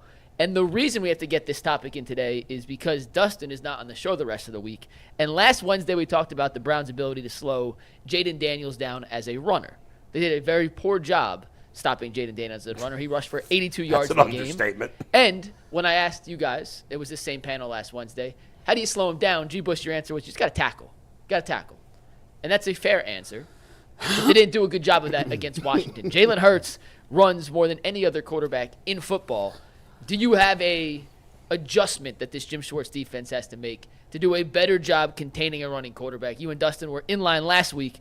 I'm curious if it's the same this week. I think to Garrett's point, like about the tackling, like, yeah, you got to tackle, but also like when you play a quarterback that is mobile to the point where it's like Lamar, like a Jalen, like Jaden last week, Jaden Daniels, it's not just about making, like, you have to expect that play is going to continue and continue and continue to play until it's over. Mm-hmm. I mean, it's like, I always talk about tennis. It's like a guy hits a winning shot. You sit there and you watch it. You become a spirit. Like, I hit a great shot. And then the guy gets it and hits across court, and all of a sudden you're like, wow, what happened? That's what happens with these quarterbacks. All of a sudden, you know, they escape the pocket, or it looks like a sack, and you're like, oh, yeah, you almost start celebrating a play, or in the back end, you think you got to continue to play throughout the down and then some with these mobile quarterbacks. To your point, I think you mentioned this yesterday, not to this degree, but that crazy play that Lamar Jackson did against the Bengals. I think the Bengals had thought they stopped him. Right? Yes. They thought the play was over. Yes. And all of a sudden, oh my God, Lamar got out, and now he threw it down the field. And then also, like in the back end, those guys may have let up a little bit because you kind of take a peek. You're like, oh, yeah, we got this guy in the backfield. Plus, you've covered for 10 seconds or whatever it is. It's so rare at that point that a guy's going to be able to still make a play, especially when you see him running for his life. Right. Yeah, Shaun said something, man, and he said it about the quarterback play. You know, little lazy habits start to trickle into your game plan. You know, in practice, you pull up a couple steps early. Mm-hmm. You don't tag off on the running back on the way out. Running backs kind of, jog it out. And you build those bad habits, and you're going to carry those bad habits, especially under pressure, into the game. Mm-hmm. And one of the things I don't see from the Cleveland Browns is there's not that level of game tackling. The Browns looked so great last year because if one guy didn't get you, the second or third guy was going to get you. It was like, I remember, playing with great players and being like, hey, if I don't bust my tail backside on this, Mike Dawson's going to have every tackle. And then how am I going to college? I can't just have Mike Dawson get every tackle. Like, bro, I need something left for myself to at least show I got some worth. And it doesn't seem like those guys are playing to the tilt of saying, I got to get here. If I don't get here, no one is going to make this play. And when you try to tackle these great quarterbacks, the elusive quarterbacks one-on-one, they're going to make somebody miss. They're going to make the first guy miss. You may have it in the backfield. You got to wrap up. You got to get all the guys to the plate. And I just don't see the energy level. And some of it is to do with, you're losing. You're not getting help offensively. That energy level is something that's going to be hard to bring to the table. But if the Browns don't bring that level of energy, they're going to get blown out again. Because they're not good enough to just make plays. Like, they're not good enough to just show up and get a couple picks or turn up. Right. They're going to get blown out, and they're going to run the ball. They got Saquon Barkley is electric. They're coming off a bye, too. They're coming off a Jalen's bye. going to run. Name the number. Yeah, I agree with and, that. And you know that I agree with Sirianni's that. going to come into He's this what game. they have right now. And they'll run quarterback power till the cows come home. Yeah. They got 2 receivers. So- that's better than anything you got. They've both been hurt. I think they're both coming back. I think they're both but- going to play. They are both expected to play. I have a question for you, G, because obviously when it comes to defensive principles, you two have lived this. I've always felt like you have to set an edge. You want that edge. And the play that stands out to me was JOK was directly across Jaden Daniels. And if this is the Oklahoma drill, He just fell. I think he's going to end up on the ground face first because he's going to get out-athleted. And I think JOK is a great athlete. However, he bought the inside move, and then Jaden got the corner, and there was no help there. To me, I feel like you want to pin him in and don't let him get on the edges. And if he has to do work in the middle, and I could be wrong on this, I'm just guessing, to me, he gashes you for 3, 5, 7 yards. He's not going to take 130 up the middle usually. I know it happens, and Lamar's the guy that's good enough to make that happen. I just think set an edge and make him take his chances up the middle of the field. Lane assignments, we talked about it last week. Lane assignments is key. JOK came up, Dustin, and what you probably noticed, he didn't break down. He just ran in there. Like, when you're given a quarterback, they teach these drills now. They teach the pivot, spin move. It's all it is a quarterback essentially is a punt returner. Yeah. And when you got guys, they're like running their gaps like a gunner on a punt return. Because I've been there. And you basically just run as fast as you can, and the guy gives you a little olay, and then you're like, whoop, whoop. You don't the arm. You're doing the Chris Berman. Whoop, whoop, whoop. That arm, you get shook. That arm be way out here because you outside the frame of your body. Listen, you got to break down. And that's how I broke my damn wrist. they come up with, and the defense can't tackle with the forearm. Nobody's doing it with the forearm shiver no more. By the way, they're still pulling Chris Berman out of mothballs every Sunday night. Oh, yeah. For the plus thing? Oh, yeah. Sure. It's a little sad. He kind of looks like such a mess. He also does the fastest 3 minutes on the Monday Night Show. Yeah. I like Berman. I didn't realize No, how he also big does Berman the was. streaming show with what used to be NFL Primetime. Yeah. You work with him. I when you did. were there. I mean, his office was next to mine. I won't ask you for an opinion either way. We'll wait that out. I didn't realize he was a giant dude. He's a big guy. Yeah, I well, had that's no. why they call him Boomer because of his voice. But I didn't know that. Yeah. like he's just He's bigger than he's you. an imposing. Hey, I'm gonna tell you what. He's an imposing NFL individual, by the way, that once upon a time reinvented the position of sportscaster and is wildly talented. And look, I'm okay with the lifetime contract for Chris. That I am. NFL primetime, like you watch That was it. Tom Jackson? Does anybody watch it anymore? Is it still on? I don't even know. No, on Plus. it streams, It's on it Plus. streams now. But they do the nobody watches They do the it. linear on halftime of the game. Well, here's the problem. The problem is that because NBC is the rights holder in that window, they're the only ones allowed to show highlights on TV. Right. That's crazy. And NBC is doing now essentially what Boomer and TJ did for years. Now it's Boomer and Booger. Right. And I don't know. It's just Not the same. No, it's not It the is the same. same. Now, Anyway. they're still doing a great show, but the way we consume has changed, so it's irrelevant. Yeah, right, It doesn't right. matter. All right, guys, we got a playoff game to talk about, so let's get right into some guards chat after a quick word from Hillsdale College. History, economics, the great works of literature, the meaning of the U.S. Constitution. Did you study these things in school? The answer is probably not, or even if you did, maybe it's time for a refresher. Time and technology have changed a lot of things, but they have not changed basic fundamental truths about our world and the place we've played in it. Our sponsor, Hillsdale College, is offering more than 40 free online courses, including Constitution 101, Introduction to Free Market Economics, The Great American Story, A Land of Hope, The Rise and Fall of the Roman Empire, and a brand new documentary-style course on Marxism, socialism, and communism. All of Hillsdale's courses are self-paced, so you can start whenever and tune in wherever. Plus, you can go deeper with readings, quizzes, discussions, or just enjoy the lectures. Go right now to hillsdale.edu/lockedon to enroll. There's no cost, and it's easy to get started. That's hillsdale.edu/lockedon to register. hillsdale.edu/lockedon. Game 3, about 3 hours away. Bull, how you feeling? I feel great. And I know there's a lot of anxiety. and maybe I'm trying to tamp it down because I know when I sit home like everybody else, I'm going to be stressed out watching the game, and, especially until they hopefully take a lead.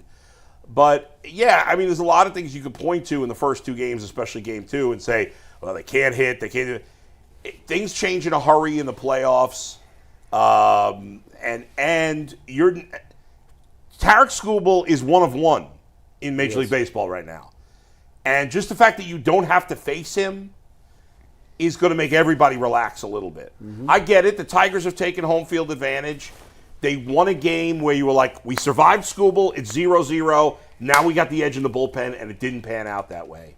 But I still think when all is said and done, the Guardians are the better team, and I expect them to take care of business. Home or road, doesn't matter to me. I think they're going to win. I'm still with you. I'm less confident, but I still believe that the Guardians are the better team, not by much. And the better team doesn't always win. They don't. And now the fact that it's a 3-game series and the Tigers have home field, and it's not just they have home field. They have Cy Young ready to fire in Game 3 should it get to Cleveland. Game 5. Game 5, I'm sorry. Yeah. I'm looking at it as a Game 3 of the remaining games. Of the remaining games. Yes. So all that being said, I told G on Monday before I picked the Tigers to beat us, I said momentum is the next day's starting pitcher. And Detroit clearly has it. The 7 runs that the Guardians scored, they didn't get them against Skubal. Nope. And they don't have Bybee going. So I felt that the Tigers had momentum. And I have to stick to my guns. That being said, when you and I know that the starters aren't going to have a lot to do with this game. They're going to be the starters, but you win games with who you have at the end in the playoffs. Mm-hmm. That's pretty much how it works. All that being said, I like the Guardians starter more than I like the Tigers starter. You'd be crazy not to. Yeah. Alex Cobb is a Bulldog competitor who has basically, and this is a bad comparison, but I can't think of anybody that I want to make it with, so I'll make it with Dan Marino. Dan Marino, early in his career, year 2, I think, found himself in the Super Bowl and felt like, oh, okay, cool. Got the formula, got it figured out. I'll win one down the road. I'll get back to many. He never did. Alex Cobb was in the playoffs at 25. Great young arm. Had 2 starts for the Rays and pitched very well in both. Won one of them. Pitched against very the well. Guardians, against the Indians. Yes. And the thought for him was, I'm 25, I'll be back here every year. Yeah. He's 36. 11 years has slipped away. And when you get to a point in your career as a pitcher at 34, 35, when you're way closer to the end than the beginning, you start wondering, oh my God, did I blow my only chance, my only opportunity? And now here he is, kind of like Joe Flacco last year. Joe was on the couch. Joe thought his career was over. And he woke up from the dream, and suddenly the dream was his reality. Oh my God, I've got a helmet on, I'm a starter, and I've got a chance. And he made it back to the playoffs. I think that's Alex Cobb on a lesser degree. He wasn't a Super Bowl winner and then went for a long drought. Mm-hmm. But he had a taste of it. He was intoxicated by it. And he's been without a drink for 11 years. And today, a major league umpire is going to give him the baseball and say, Alex, you're not dreaming. You've got your mulligan. And by the way, hopefully that home plate umpire will be better than the last Oh, one. my God. That strike 3, I mean, he was inconsistent for both teams. To end the game, it was awful. That strike 3 to David Fry to end the game was one of the worst 4 inches strikes low. I've ever seen. I thought it was more than that. By the way, I'm sure he hates me because we were literally in the suite that he had to walk through. And I was like, it was 4 inches low. Where's your date? And when I asked him where his date was, he kind of chuckled. Because I know he heard me. I was 10 feet. I was from me to you away from him. That was, I didn't have a monitor. I didn't get turned around to the monitor to see it. Yeah. I didn't need to. I had to. I think you're being generous saying 4 inches. I don't know. I don't know what the monitor showed. Easy. It was down here. Not even close. And granted, he was calling a low strike all day. Yeah. And so you know that as a hitter, but you're not swinging at that. Even 0-2 to end the game, you're not going to swing at that. No. If Jose Ramirez don't play ball, they're going home. I'm going to tell you that right now. So it's all in his hands then. They got to have their best players playing their best. Where's Naylor at? Where's Josh Naylor? Where's Jose at? You're so right. when you go on the road, I know that we like to put it on the pitchers, and we had Boyd and we got Cobb, and they trying to figure some stuff out. Yeah, no, the top of the lineup's got to get it done. But let me ask you this, y'all G, got to get it. And you guys weigh in too. Sometimes when players hear that, and he was hearing the noise, he knows he's a 240 playoff hitter, and he's not a 240 hitter. He knows he hasn't had great playoff success. To me, watching him in his first 2 bats, I said, he's hearing the noise. He's chasing at pitches he never swings at. He got it. I get it. The pressure got to him, I feel. I understand. But, when you look at these other teams and you look back and you say, okay, well, how did the Tigers win? Well, the bottom of their order did some stuff. And their guy that they knew that they were banking on, Skubal, came in and did what he did. That was him. And it was that guy. They got to have these dudes be them. You Yeah, can't 100%. count on I agree. the Frys and the Freemans and all these. The top of the lineup did their job in the first game. And they won 7-0. Right? They all got on base, they scored 5 runs, and they took care of business. And then Fry came through again later. The top of the lineup accounted for all the runs in the first game. Yep.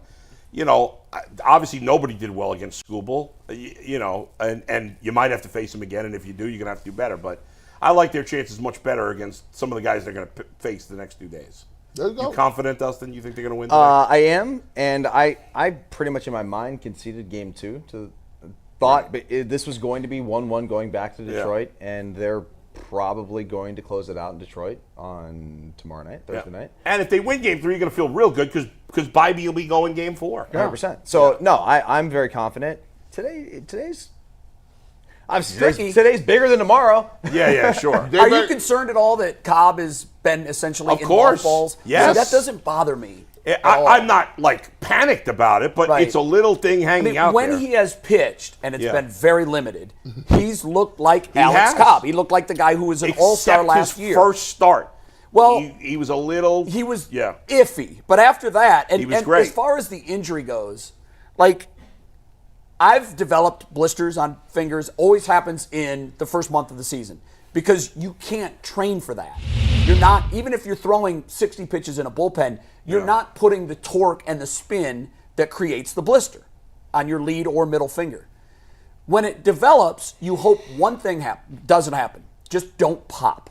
Mm-hmm. And then you hope that after you're done, you can pop it, Neo, Band-Aid, got a week to get it better. Right. He had to pitch through his, and he couldn't.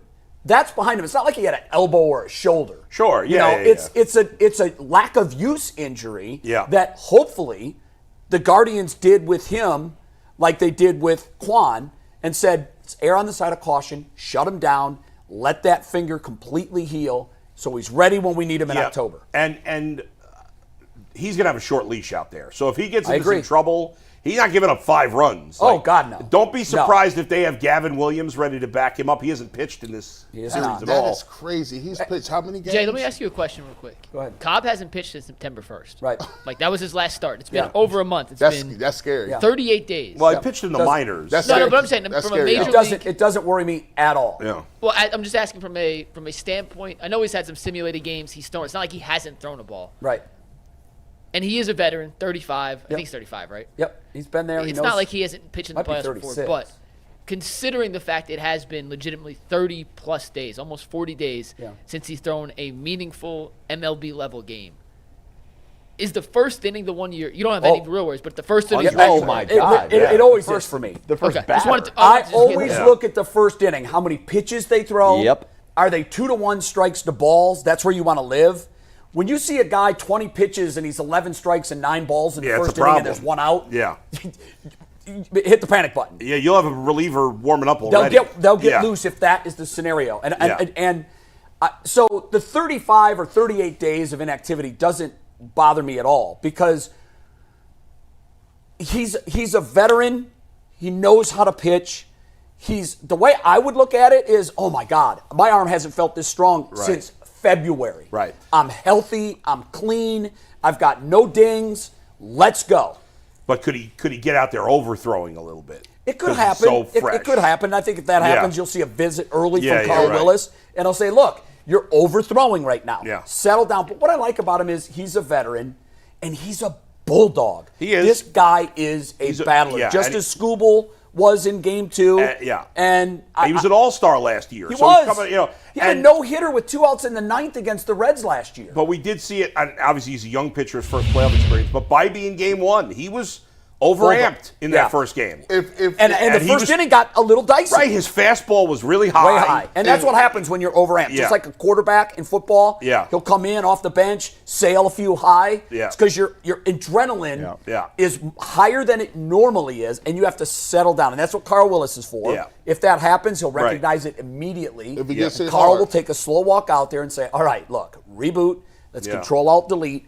You're overthrowing the baseball.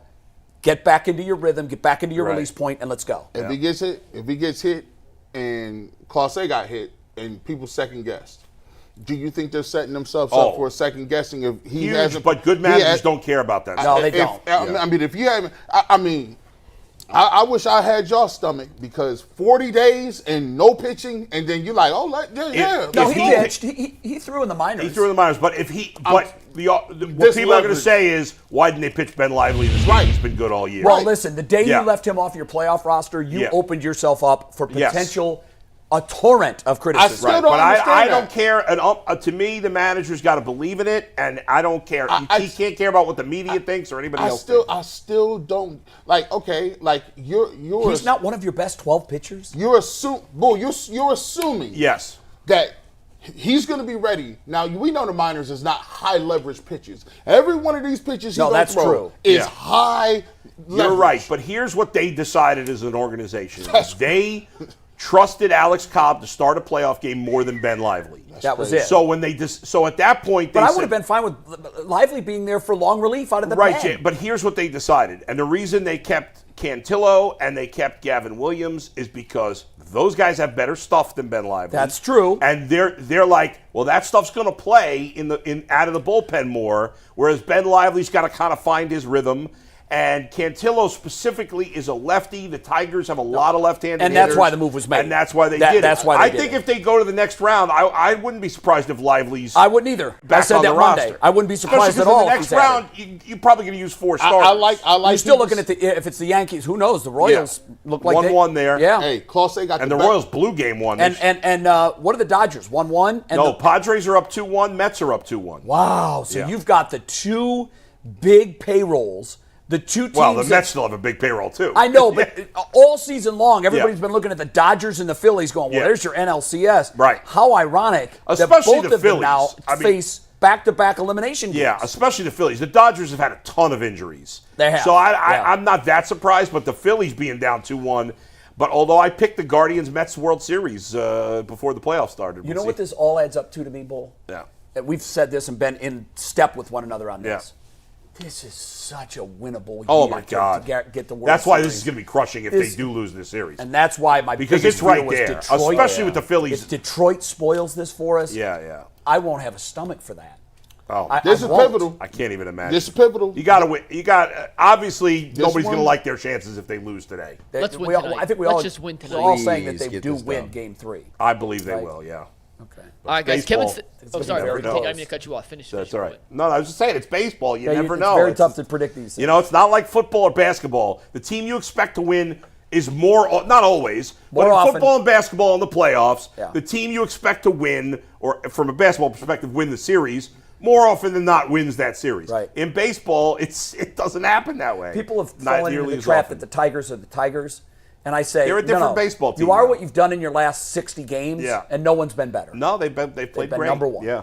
Kevin Stefanski spoke a few minutes ago, guys, and we got a bunch of super chats. I'm going to do a prize picks read. I'll give you some of the Stefanski quotes, and then we'll finish up the show with some super chats. But these reaction to the Kevin Stefanski quotes are brought to us by Prize Picks. It's America's #1 daily fantasy sports app with over 5 million active users, and it's so easy to use, guys. Plus, it's fun. All you do is pick more or less on 2 to 6 player stat projections, and you can watch the winnings roll in. Prize Picks is the best way to get in on action in most states, including California, Texas, Ohio, and Georgia. They have celebrity players, including Drewski, Joe Budden, and Sugar Sean O'Malley. Download the Prize Picks app today and use promo code LOCKEDONNFL and get $50 instantly when you play $5. That's code LOCKEDONNFL on Prize Picks to get $50 instantly when you play $5. You don't even need to win to receive the $50 bonus. It's guaranteed. Prize Picks, run your game when you want. Guys, I'm going to read a couple of the quotes and tweets from the Kevin Stefanski press conference. Let me read these 4, and then you guys can react to whatever you guys want to react to. So this is the first one, and these are all tweets from Mary Kay, who was at the Kevin Stefanski presser. Steve, you want to take tag board full here. For the first one, when asked if there were thoughts about benching Deshaun Watson this week, Kevin Stefanski said, "There hasn't been a thought." The exact quote, Anthony, change it when you're ready.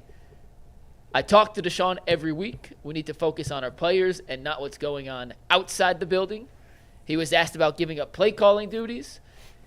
Stefanski said, quote, "I'm comfortable with the amount of collaboration we have in the headset, collective effort to make sure we're playing better on offense." Hey, Mike, there's really no point of showing us any other comments. Yeah, I mean, that's Well, the last one was just on Nick Chubb. He's not going to be activated. Okay. That was it. It's just, But no, man, there's no discussion. that's just absurd. There's no way that there's no way they sat around the meetings this week and said there was. That's just crazy. Well, Kevin Stefanski, listen, They're not delusional. No. Of course there was discussion, but Kevin Stefanski doesn't answer anything honestly. Yeah, that's fine. And you know what? Those answers, I used to get pissed off, as you know, about the coaches that give no answers. Just relax. And I've defended Stefanski, but he sounds like an idiot when he says those things. Those are ridiculous comments. And he's coming off as a loser now. I mean, it's ridiculous. So next week when they bench him, they're going to be like, yeah, you know what? This came out of the blue. Yeah, out of the blue. It was just, I don't know if it's the right time, guys. Listen, Hey, you know what? I know we're going to save our picks for Friday. Yeah. Bet the house on the Eagles. What's the spread right now? I always Are you- zig oh, is it when opposite? everyone zags. You got it. Yeah. And I haven't missed on a pick this year. What's the spread? And I'm telling you right now, we're going to find out the intestinal fortitude, the mettle of this 8.5, 9. Cleveland Browns organization. 8.5, 9. That's the spread. And the Eagles haven't played that well. It's No, not like they're playing great that football. That says more about what the Browns are than what the I think the Eagles are. spread opened at like 3, didn't it? No. It opened. Yeah, It opened there at were it opened drastic at swings, but it 6.5. wasn't that big. Yeah. It jumped, yeah. 6.5 It's went on up to the 9.5. road. Oh, It's down to 6.5. 8.5. But you know the deal, guys, with the NFL.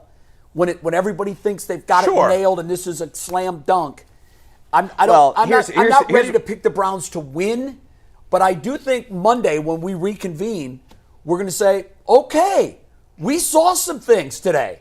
Yeah, because I think the We defense saw will come up with a something. couple turnovers. Watch. The defense Defense will will show show up. I this think week and that's keep you in the game. think that's key to where I'm going. I think the defense is Yeah. made up primarily of winners.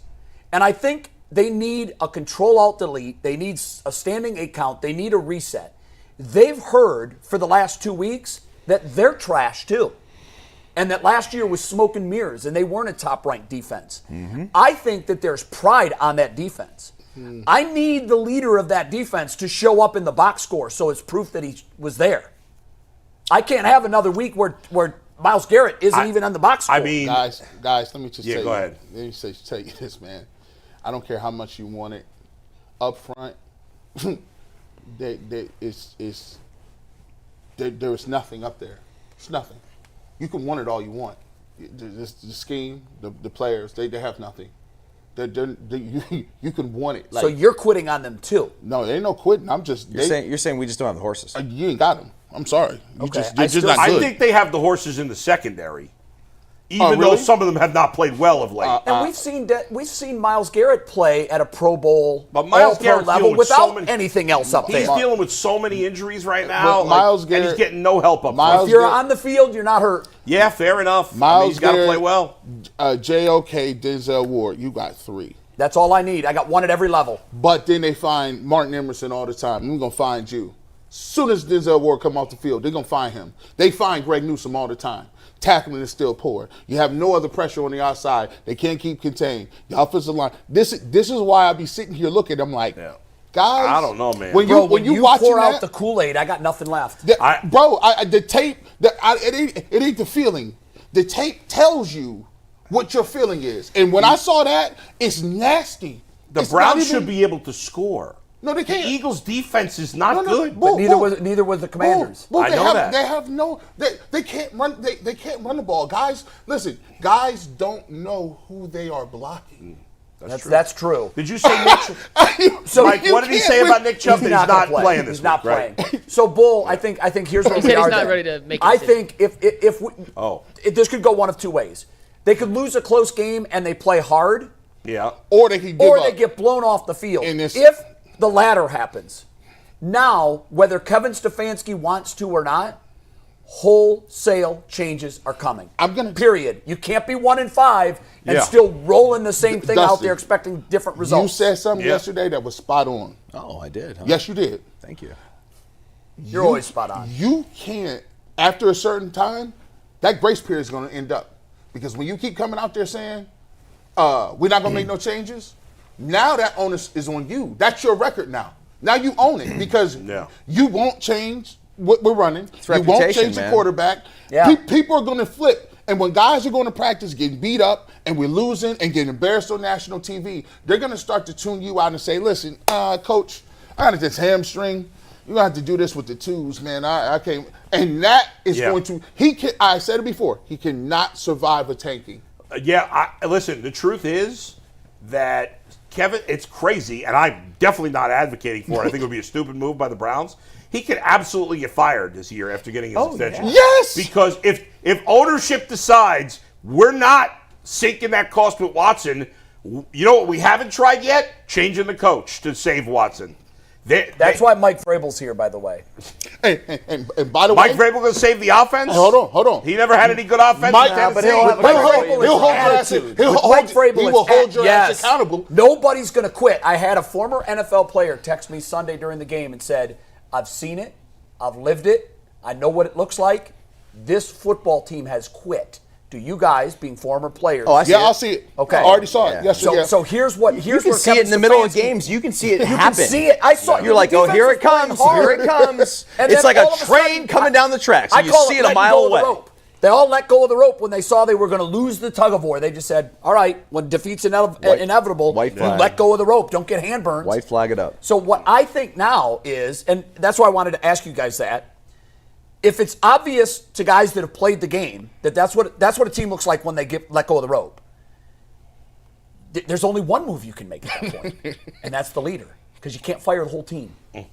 So I agree with you. I think Kevin Stefanski is closer to being out than he is to being entrenched. Which is so wild, right? silly. It's awful to me. So silly. I would say at the end of the day, and I hope the book is written, but it won't be because Kevin will never talk.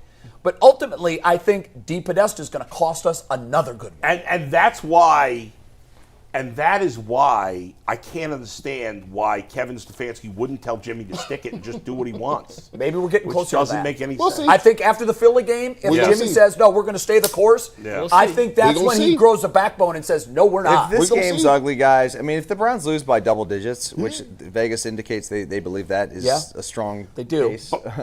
How do you not? How do you not next week come out and just make you'd be 1-5 off of embarrassing loss? Did you guys see this you quote got? from Aaron Rodgers, by the I way? would love to. Hey, we I'd got love to see too it. many super chats to get to an Aaron Rodgers tangent. Oh, shoot. Go ahead. Overtime. Real quick? Overtime. You do it for overtime. All right, There's do it for nothing. overtime. Overtime, because I think I think I know saw what you're the talking quote, about. And there's Nobody no way believes it's gonna that. Be, yeah. No, Can't- nobody no one believes that. believes And that's a by the way, that's a power struggle that was won by a player. We also have Exactly. like 15 super chats. So Go we gotta ahead. get through these. Go ahead, go Eddie Everhart, our guy Eddie, says if we draft a Kevin Stefanski quarterback, we'll have to replace the staff again to run the new system. We won't see improvement for 2 years. Also, love you, Bull. To run our old system. Right. Austin Colin says, someone please grab a mop. Dustin is dripping. Is that good? I think it's That's a good. compliment. Good. Yeah, No, that's good. That's I'm definitely dripping? a compliment. Yeah. Halim Youssef says, it's okay to be upset with Watson, but Bull's taking it too far. By doing what? Saying it, he was completely done, and Oh. because I agree with you. I think it's unlikely Yeah. he can regain it. I do think there's a chance. Sam Darnold did it. Yeah. Baker Mayfield did it. Now, they didn't have the 24 allegations and settled lawsuits, but I am not ready to put the final shovel of dirt on Deshaun Watson. Well, by yet. the way, we got to see, especially Sam Darnold, because Baker played well last year. Yeah, let's see it We for gotta see longer. it longer. Let's see it for longer. He's played very well. By the way, the fact that Dustin is now, he turned 42 yesterday, correct? did, yeah. That you're older now Happy than birthday. I was when we started. That's freaking crazy. That's crazy. So, and the fact that you didn't know Drip. Like, I know what drip is. I don't know. Were they think- talking about like my outfit or Yeah, my takes? yeah. You used to It's be the the hip fit. guy, and The I fit. was the unhip guy, and now we're both unhip. You've joined me in the unhip category. Brody's bottom line. I mean, you're no Drip Bayless. Is my fit on point though? It's on point. Yeah, it's the matching with the Reds. You got the I white just feel the lawn, pressure you coming got the next to you red every day. kicks. Hey, he bought the Reds. I didn't bring Bro, the your red pants, away. if you squint, they even look like baseball pants. It looks like you're ready to come out of the pen. Yeah. Breaking it up. This is the Nickelodeon for kids table. Yeah. This boy will transform on you.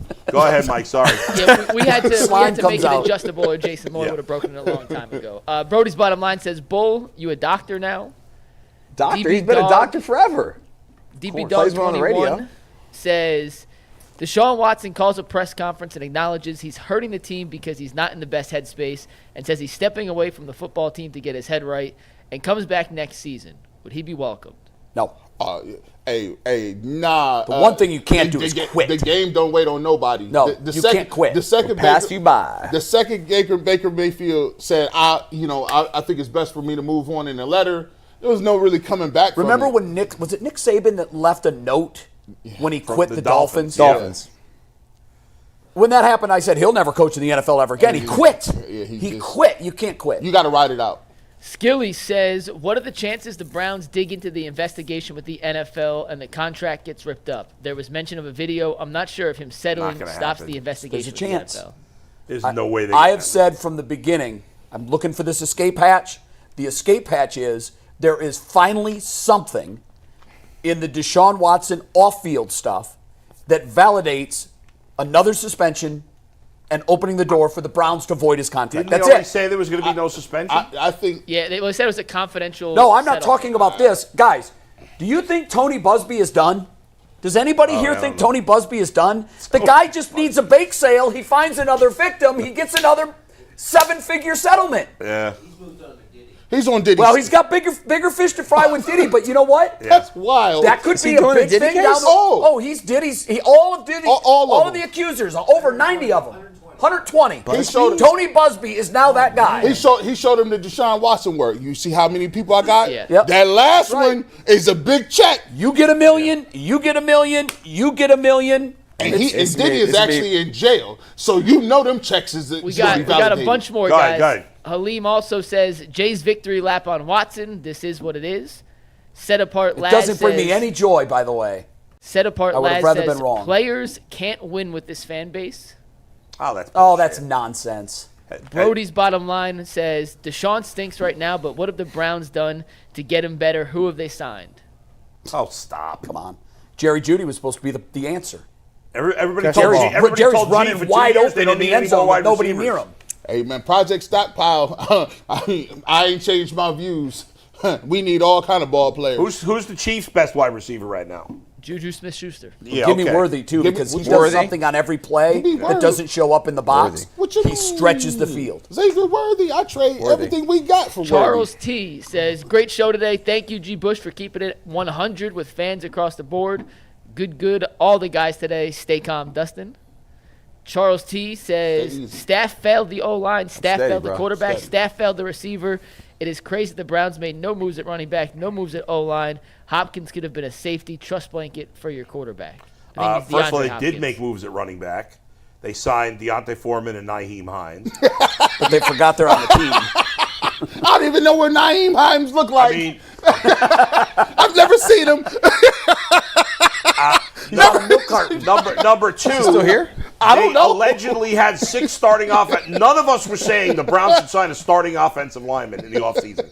None of us. I've been. And they did sign backup offensive linemen. I was They may not be extremely good, concerned about the loss of the offensive line coach. Right, well, that hurt. But we weren't saying they needed to. We No. said they had 3 tackles. Who's going to start? You I've been telling you about Jed Wills though. You have. We got 4 more. Squidvet Ohio says, fans, Kevin Stefanski's a great coach. Also fans, Kevin Stefanski has no control of the team. Charles T also says, Both can be this true. season both receivers have said they were out of shape and or unprepared. That's true. O-line is out That's of facts. shape, lost and unprepared. QB That's seeing facts. ghosts all at the same That's time. facts. DB Dog 21 says, guys, they wanted an offense to fit Deshaun, and Flacco didn't fit it. If they kept Flacco and brought in Dorsett anyway, would Flacco excel in that offense?